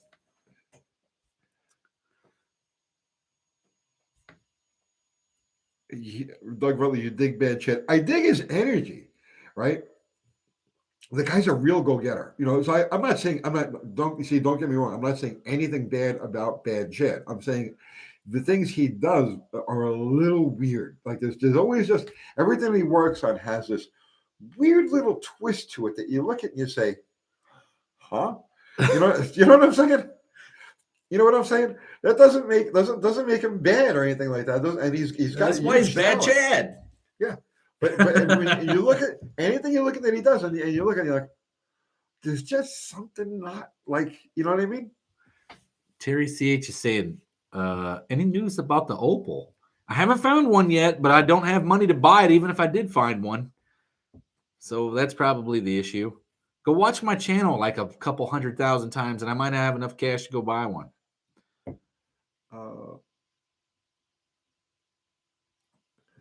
Joe Gagan, agree. Bad shade is going too fast to get a pretty flowing look.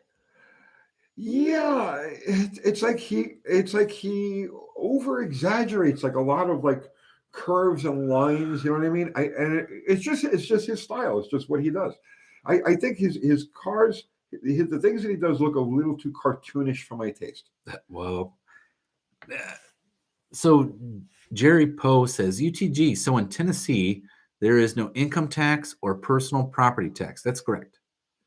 There is sales tax out the wazoo, though. Yeah, we got like a 10% sales tax. But that's because there is no income tax or property tax.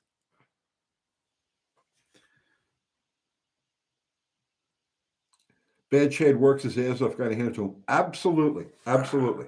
I agree with that. He does do some hard work, but man, it is not my style. Well, you see, that's the thing about custom cars. They're not supposed to be everybody's style. That's his custom. Right. It's his custom style. Just like Gene Winfield's made some, and Ian Roussel. There's a fucking name that should be on here. I am the world's biggest Ian fan. The guy is just amazing. He's good. He does a lot of stuff that's weird too. You know what I mean? But here's the thing, right? Like, Bad Chad will build a car, okay? And you look at the car, and there's just something off. But when Ian does it, you look at the car, and it's like you made it too right. You know what I mean? It's like, does that make any sense? Like but the way, okay, I can explain to you. Watching Ian work, okay, the way he'll take a car, like when he did that Volkswagen. Which one? The Volkswagen, that goofy looking show car thing that was done from the drawing. There was the truck, Volkswagen van. Yeah. That looked cool. The way he cut that thing, just like, and it's just like complete disregard for the original I know, form. because I would have got like done with the cut, and as the vehicle fell in half, I'd be like, oh shit, I'm fucked. he just charges in, cuts first, asks questions later, and when he's done, it's perfect. You know, that guy is so good. I've been watching him since way before he was on Motor Trend. He used to be on Mav TV, I think. He was on Mav TV. Oh, it was so good. At the first couple of seasons, like he made was it a 57 Chevy 2-door? It might have been a Buick. It might have been a 57 Buick or something. But he took a 4-door car and made a 2-door out of it, just like you're doing with your slag hammer in there. But he didn't have, those cars didn't come with like longer doors and all that stuff, right? Maybe they did. I don't remember. He made a 4-door into a 2-door, and he showed everybody how to do it. And it was really, really awesome. The guy's good. Staggerproof saying Russell is all about proportion. The guy is just amazing, just absolutely amazing. I watch him work and I get inspired. You know what I mean? I if I'll sit down and watch one of his shows, or even like I'll just sit for an evening and like binge watch a few of his episodes, and I've seen the same ones over and over and over again, and I just get inspired. And I don't have a tenth of the talent this guy has, but it makes me want to go out and do just over the top stuff. Yeah, he made me want to go find a bunch of rusty stuff and cut it all up and fab it all together. I have a guy I went to high school with. He does custom stuff like that. Have you ever heard of Aaron Grody? No. He did. Did you ever hear this car called the Atomic Punk? Yeah. He did that car, right? But he's got a bunch of them. He had a hot rod shop he called Hot Rods from Uranus, right? And he had a truck. It was like a 32 Ford pickup, right? And he made the bed out of some fins from a Pontiac, and it looks so weird and just odd, but it's good looking. All the stuff he does is really odd. Let's see. Oh, Fubar just put up the link for the AHRA online. Yes, thank you, Fubar. And he put up that, our merch too. Yes. Yeah, well, I just dropped a flash sale today for Christmas All of our red shirts are marked down essentially to $15. So, Holy God, how can you afford to do that? well, we had to. Well, the sweatshop we got in our basement with the Chinese kids, Oh, right? yeah. So I mean, virtually it costs us cents to make them.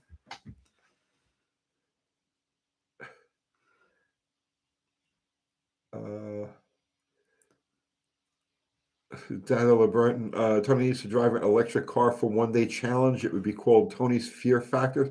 I'm not afraid of electric cars. I don't have a problem with electric cars. How many times I got to say that? Man, I think what we should do would be kind of cool is rent an electric car. Let's go rent a Tesla. And in the trunk, we'll open the trunk and we'll just put my Honda generator in there with it running with a cord coming out. It don't even have to be plugged into nothing, but just drive it around like that. And people will be like, that's so stupid. What are you doing?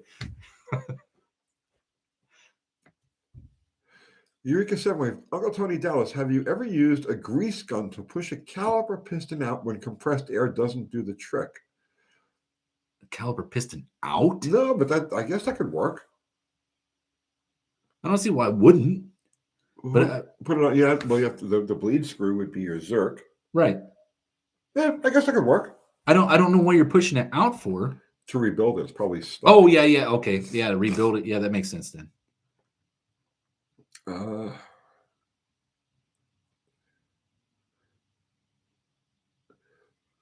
Let's see. Still waiting on the magnet traction.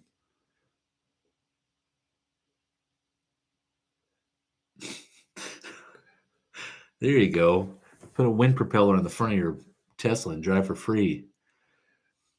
Archer Fiddler, Tony, but the most underrated V8, I thought the most underrated V8 was going to be the old-style 318, not the LA. Yeah, there's not much you could do at a poly. They're very expensive to work with. Man, I want to make a big cubic inch one. Look at that. Doug gave us $2 for feed the Chinese kids at the sweatshop. They can eat for 3 weeks on that. Man, go buy a shirt and you'll really feed them. John Wilburn saying he needs to try the grease gun trick. Yeah. New City Carpet. Well, we're trying to put out one every day. Today, what did I do today? Well, tomorrow's video is going to be about. I was working on that windage tray and crankshaft scraper. I finally got that done. Oh my gosh, I hate working on oil. That's like, what's the thing you hate working on the most? I hate working on fabricating my own oil pan and crap like that goes in the pan. I just want to bolt something on and go, right? Like when you get that far done with the motor and then you're like, oh, I got to, drudgingly climb uphill and make my own oil pan just so I can start the sucker up. It is a horrible feeling. I guess I shouldn't hot rod Buicks, small blocks. That's what happens. You do anything unorthodox, and it's why I stay away from unorthodox things, because I just don't want to deal with that stuff. It's hard enough making orthodox stuff work. There you go.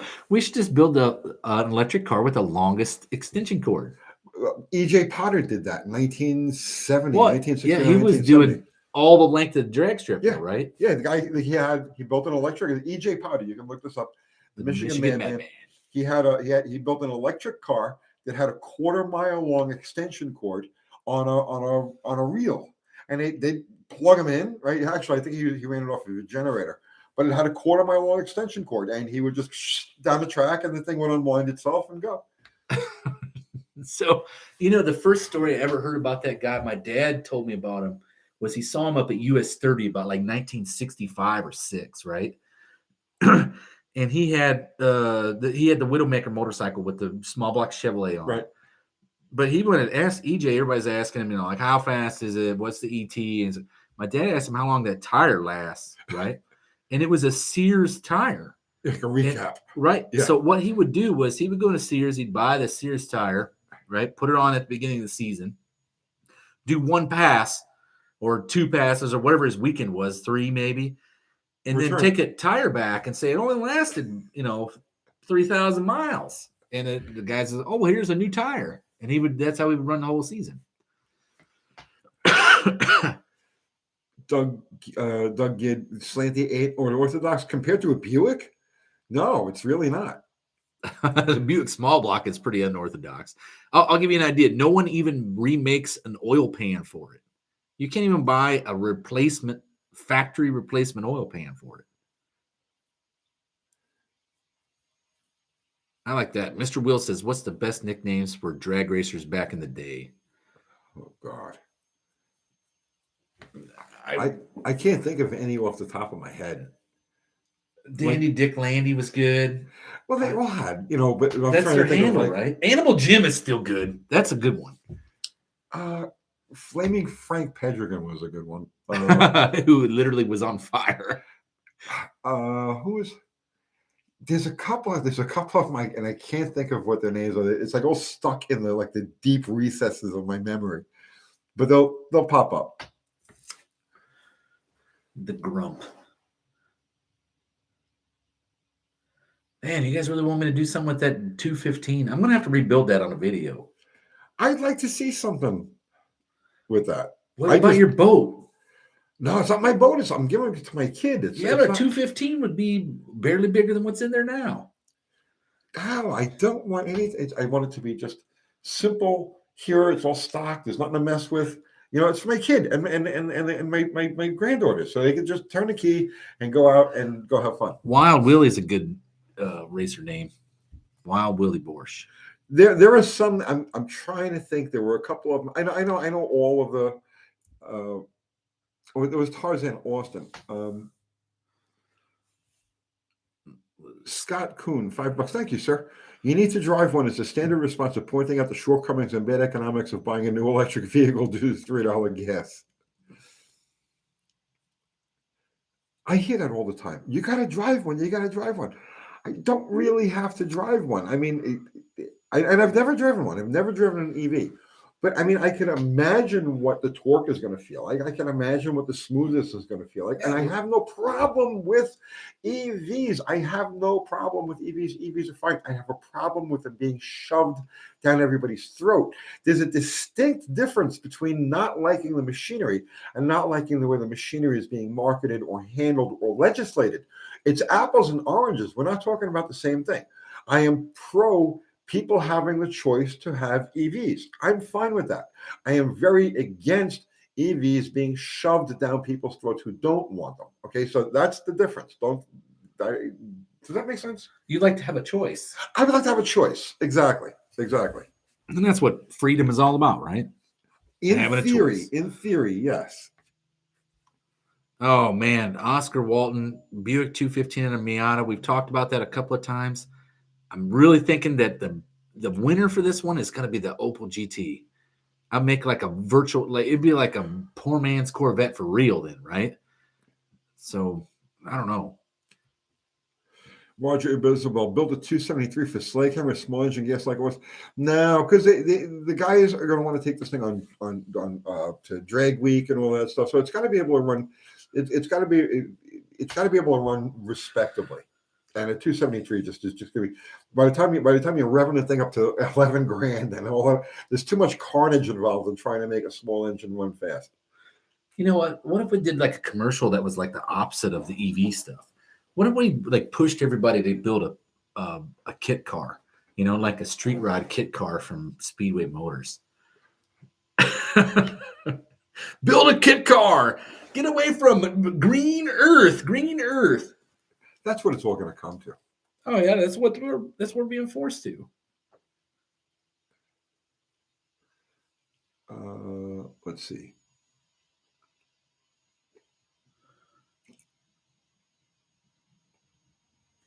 Yeah, well, see, Bob Ganshaw hit it right there on the head. If I'm spending 60 grand on a car, it ain't going to be new, right?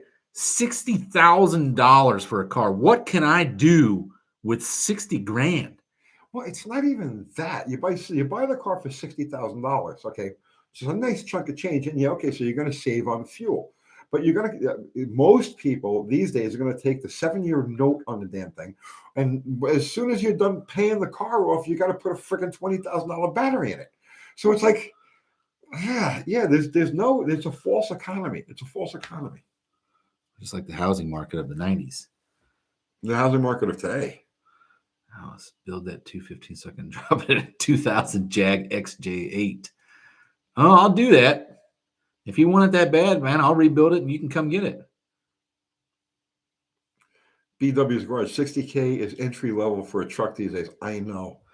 It's absurd. Well, and see, that's where I started with it. In the AHRA, when I first started the AHRA, I had a newsletter. I haven't done one in like a year. I've just been spread too thin. But I had an article in there called Towing 101. And the whole idea was to take a truck, like say a new truck was 70 grand.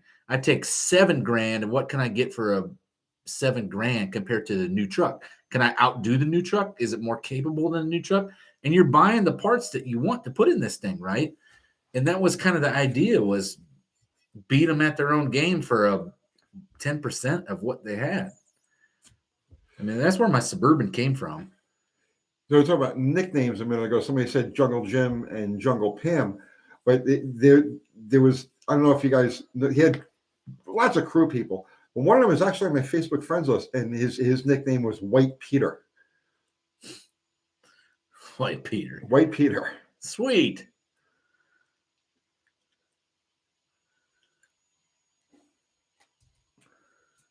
Yeah, for 60K, I'm buying a nice, clean Survivor B-body.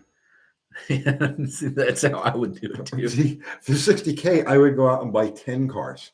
You know what I mean? It's like we're actually for $60,000, I go out and buy $23,000 cars, which is essentially what I kind of have. Yeah. You know.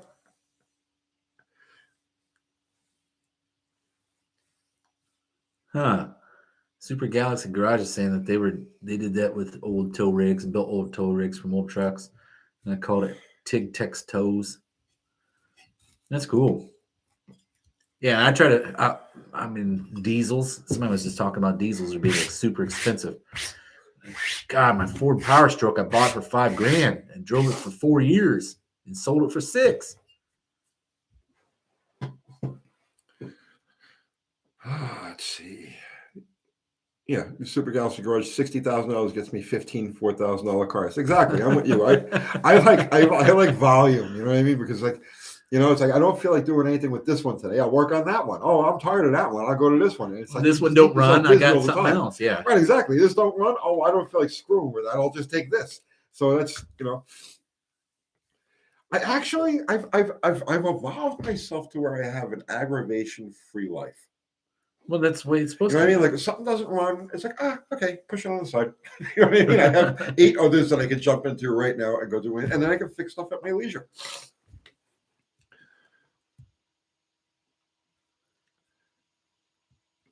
Jupiter Mustang Mike says he's going to flip his Bronco. Be careful. Wear a helmet.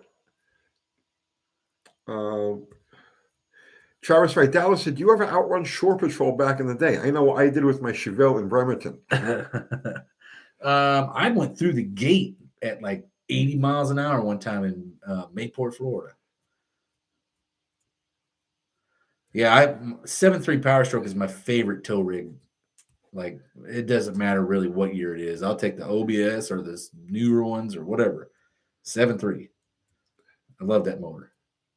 And I wanted to figure out how to do a 7.3 and then put an Allison behind it, so I didn't have that turd E4OD. Richard Stretch Messerschmitt Inc. I got kidnapped by the Federal Reserve compounding interest debt slavery system. Someone has to fix my junkers.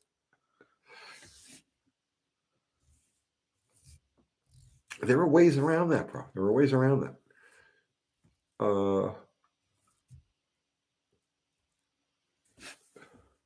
UT Dallas, what is the cheesiest car salesman line you've heard in your life?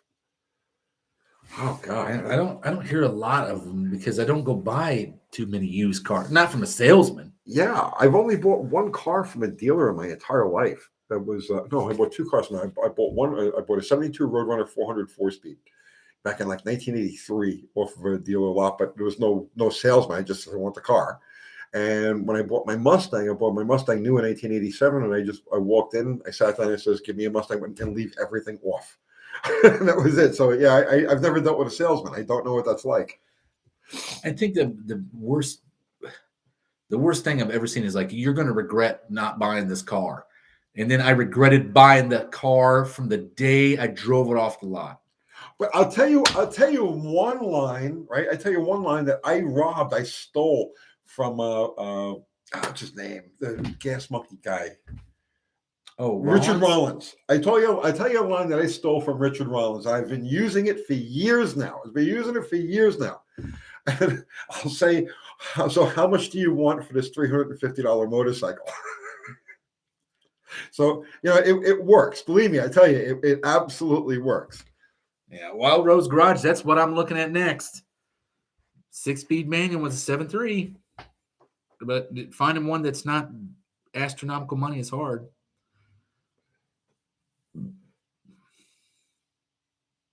Salesmen are not human. How do they sleep? It's a good question. They really don't care. They really just do not care. Yeah, how much do you want for this $350 motorcycle?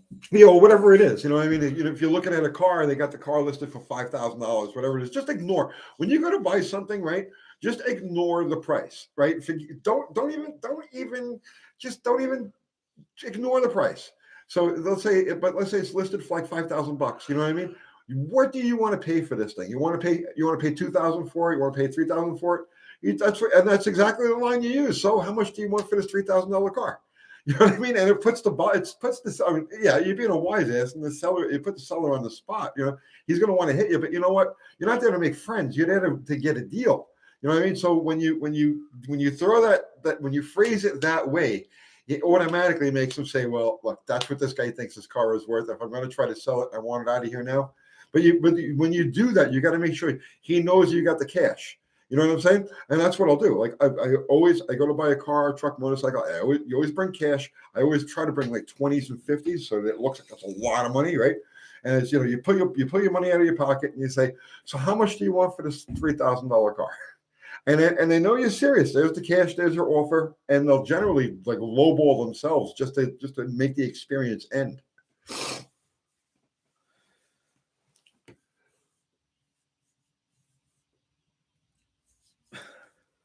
Arthur Fiddler says he wants a 73 boat tail. If it's good enough for Thunderbolt and Lightfoot. That was a movie, right? Yeah. Okay. It was Clint Eastwood, I think.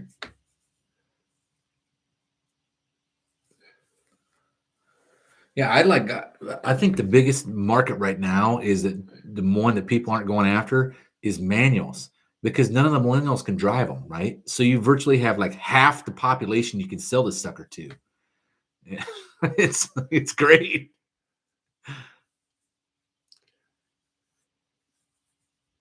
UT got horse trading skills.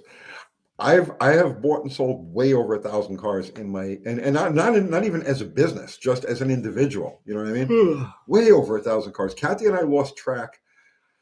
We added up back in 1986, I think it was. If Kathy's here, she'll throw the numbers up because I don't remember exactly. Kat, if you're here, what was it? Around 1986? We had been together for a few years at that point. In 1986, we added up how many cars we had from the time that we met and it was over 400. So like over the course of 3 years, we had like 400 freaking cars. If she's here, she'll remember the numbers a lot better than I will.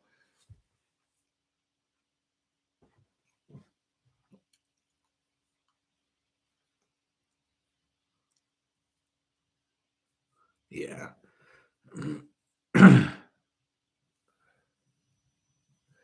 Yeah, manuals. You say manuals equal millennials anti-theft device. Yeah, I'm all happy about that. Nobody's ever stuck me up for my car. Maybe, maybe that's a good thing. Or a bad thing. I don't know. Doug Rutley, I regret selling my 72 Satellite Texas car, no rust. The only car, looking back, man, I'm telling you, with all of the cars I've ever owned, the only one I've really regretted getting rid of was my 72 Roadrunner 400 4-speed. And that was 35 years ago. Richard Pelvin says, Dallas, a 3.5 Rover V8 with a turbocharger. What oiling mods do I need to do? I would do the timing cover and then put the big pump in it. And didn't you do videos on that? I did. There is a whole video. You can watch the whole thing on how to do it. Yeah, on Mr. Rodder's neighborhood. Right. Yep. They're all the ones in the timing cover and the block. Well, the pickup side.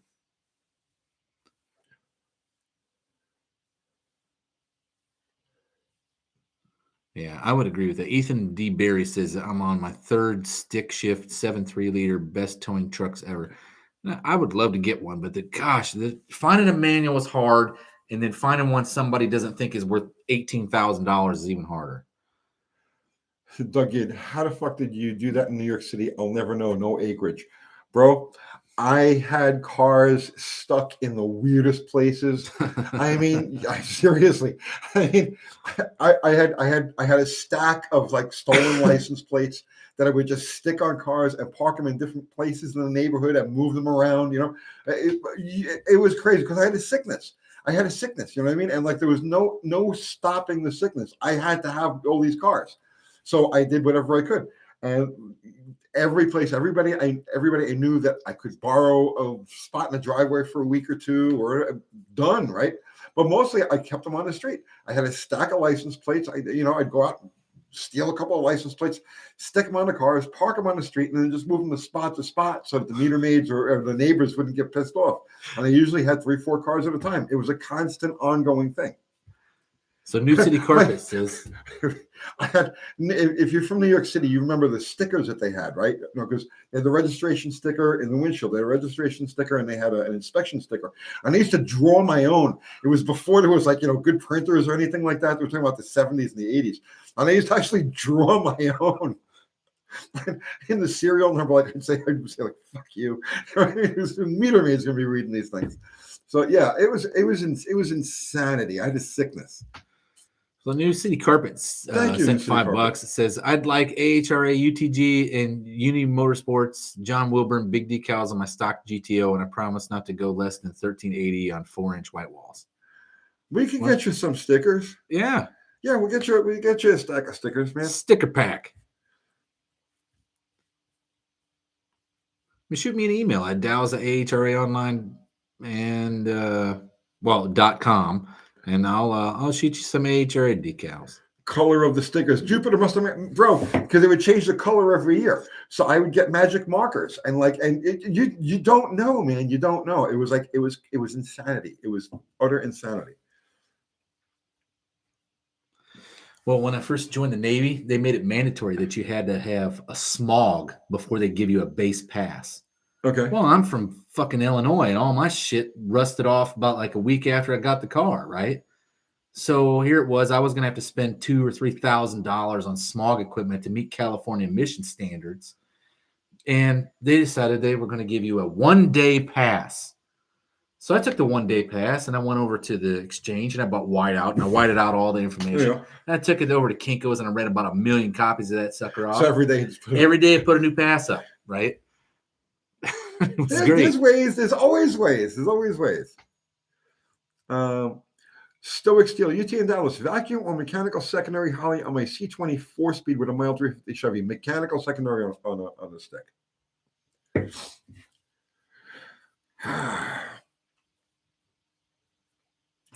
Let's see. Richard's Messerschmitt Inc. says, I miss America. See, he was this guy BW's Garage was in the same boat where they came out with that mandatory smog bullshit. Yeah.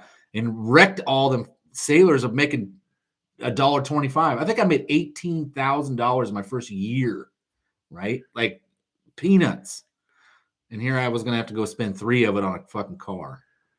Max Wedge Sticks actually had an inspection sticker that was on at least 5 different cars. Oh yeah, all the time, peeling them off. The old ones, right? Were you had to? Oh, there was an art to that, right? You needed a fresh razor blade to get it off. You remember? No, see, you don't remember New York stickers. No. Please. You needed like the sharpest razor blade, the finest razor blade, and you would have to swap it out with another one. You get halfway through the sticker, you have to swap it out. And there was a method to doing it. I don't remember exactly, but it was like you start in the corner and then you work your way slowly over the top and then you go back to the corner and it's like pushing, gentle sliding motion, and you keep it wet with spit as you're going along. And it'll take you about 20 minutes to get that sticker off in one piece, but you can do it. You can do it.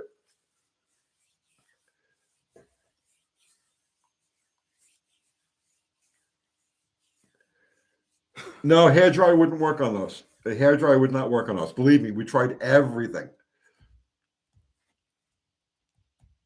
No, it wasn't on the license plate. This was on the windshield. This was New York City. Jake Burns says he was born in a barn door burb. Well, I got a tailgate burb. I'm team tailgate. I don't know what California's got all anymore. I know the fucking license plates were like $650 for some shitbox car. Just any car. It was like $650 for license plates.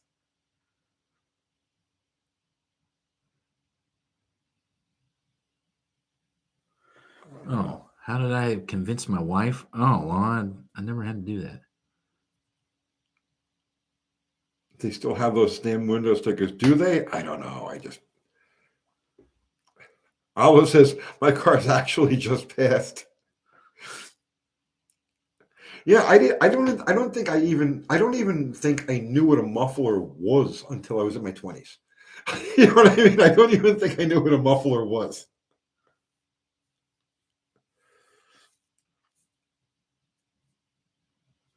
Oh, wow. So it's cheaper if you get plates up there in Sacramento? That's what it looks like. Maybe it's location of where you're at. Every time I was stationed in San Diego, it's just like a giant ass fuck. Mike and UTG, how many times have you been sent to juvie detention back in the day? Several times.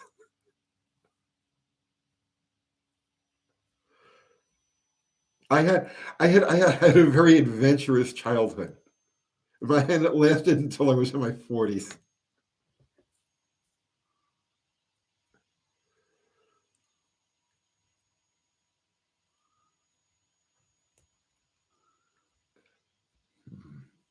Okay, what do we got here? Our time is almost up. It feels long because we started 15 minutes early. Oh shit, look at that. Yeah. Tonight flew. Oh, it seemed like it flew until like a few minutes ago because I went to look at the clock and it's like, wow, it's only been 6 minutes since the last time I looked at it. It was so bad for me. I got, when I was, in New York City, New York, you get your license when you're 17. So then they send it to you in the mail, right? So instead of sending, on my 17th birthday, instead of them sending me my license, they sent me a notice saying I had been revoked for unpaid tickets. Because I had accumulated so many tickets when I was like 16. You know what I mean? Before it was just like, nope, no license for you. You're revoked. You're like on Santa's naughty list immediately, like born and on the list. Yeah. So I changed something in my name, one of the letters, whatever it was. And you could do it back then because it was all before computers and whatnot. And so I just filled out the papers with a different name and I got another license. But yeah, I was revoked before I got my license. Oh, Fubar's putting up the AHRA online. Thank you, Fubar. Thanks, Fubar. Go there and get yourself some merch. We got, like I said, that flash sale on red shirts. $15 a shirt, every size, even kiddos. 72 Buick Skylark and the windshield cracked, so it failed inspection. Somehow I found the windshield at the junkyard. It still had about 6 months left on the inspection sticker. Yep. In New York, that was such a thing. It was such a thing. BFA heads, good. BFA. I've never heard of them, so I'm going to go on a limb and say no. Mike says that didn't stop you from driving, let out running cops about. Bro, I didn't have a license until about 10 years ago. I never had a license, because the one I got when I was like 7, the second one I got when I was 17, I lost that right away. And I didn't actually have a license until about 10 years ago when it was because I had a run-in with a cop here. And it was a bad arrest because it's a misdemeanor. It's not a felony. So the cop actually has to see you doing it to write you up for driving without a license, for driving suspended. revoked, whatever it is. They actually have to witness you doing it. It's a misdemeanor. So I got pulled over, or I should say, I broke down. Cop pulled up, asked me for my license, which he's not allowed to do because I was outside of the car. That made it a bad thing. So it was a bad arrest, and I went after the cop and I beat it. So, and the cop actually got fired for this.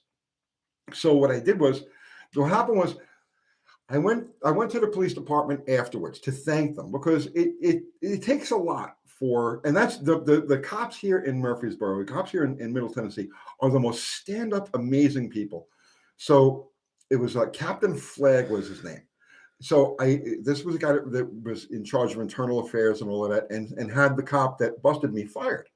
So I went to him afterwards, and I thanked him. I says, that was, I would never have expected you to do the right thing. And he was like, well, listen, the right thing is the right thing. The law is the law. I says, what can I do for you? If I can ever do anything for you, let me know. And he says, well, yeah, you could do one thing for me. I says, what's that? He says, you can go get a license.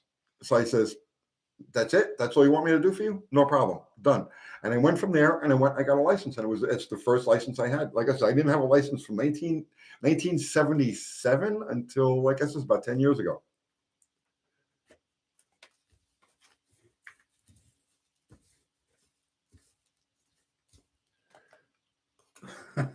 Fix it or F it says, what's this driver's license thing? Thought it was my God-given American right to drive. Well, actually, constitutionally now, as soon as you sign a driver's license, you're reneging on your right to free and unencumbered travel with your own property, which is that's your constitutional right. When you sign a license, you're reneging that right for the license. There's a whole thing about that. Doug Gidd says, UT man labor on the boat this weekend. Camera shy. Sent you $2. Thank you, Doug. Let's see. Donovan Chauvin says, I'm going to be in Murfreesboro next week. Can I stop by the shop? I don't know. I don't know. Does that change from week to week? What's that? What if they can stop by? Yeah, if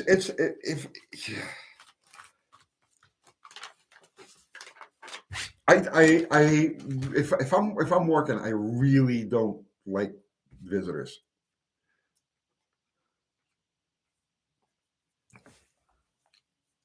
Yeah, show up at Tony's shop. No, don't.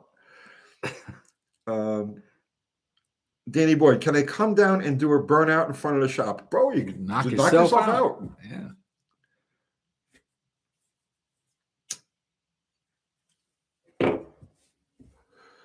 Let's see.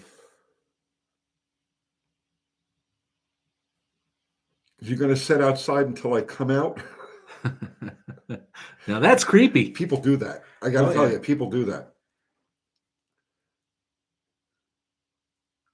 Jerry Jenna saying, please upload your videos on Rumble. Rumble doesn't pay enough. Billy Bob Holcomb says, if you go to Tony's, bring donuts. No, don't bring me anything. Don't bring anything. Don't. Doug, good. No, just work, no talk. Yeah. You need to stand out in front of the shop and hold a boombox above your head playing cheesy 80s love songs. That's the only way Tony's going to come outside. You got to see, people don't really understand, right? If you've never done, okay, first off, I'm an introvert. I mean, like, I'm an introvert. There are times, like if like I'll blend into a crowd, you know what I mean? It's not like I have, fear of public speaking or anything like that. I'm just generally an introvert. I'm generally in my own head, working through problems and issues and questions and so on and so forth. So I'm always thinking, and talking takes me off that track. You know what I mean? So I'm not really a talker. Am I a chit chatter? No. Matter of fact, I can tell when I've worn out my welcome with you, because it'll like immediately shut off, and I'm like, okay, I gotta go. But it's only because I'm so involved. Like, okay, like the typical thing is like Dallas will stop by. and I'm calculating something, I'm figuring something out, I'm planning something, I'm scheming something, I'm looking for something, I'm trying to research something. That's always happening. I'm always learning. I'm always working on things. And like Dallas or somebody will come by and they'll ask me a couple of questions. They take me out of my head, and it's like, wait a minute, I have to get back to my head before I forget that thought. And it's like, okay, bye. I'll see you later. You know what Actually, I mean? the look always changes on his face. You can tell when you've passed that line, and it's obvious. It's like, oh shit, okay, well, I've crossed that line. I will see you later. So that's the thing. Now you take that, okay, and now you combine it with doing YouTube. And if you people don't, this is a tiny channel compared to like bigger channel. We're a tiny channel, right? But even as being a tiny freaking channel that we are, I get people show up at my house. I mean, literally, I'm working on my freaking car outside in the driveway, and people just pull up. They just, they stalk you. If I can't work with the doors open in the garage, and I used to, on a nice day, I'd have the doors open here, working on stuff. I can't. People just walk in. And it's like, you're Tony. Hey, let me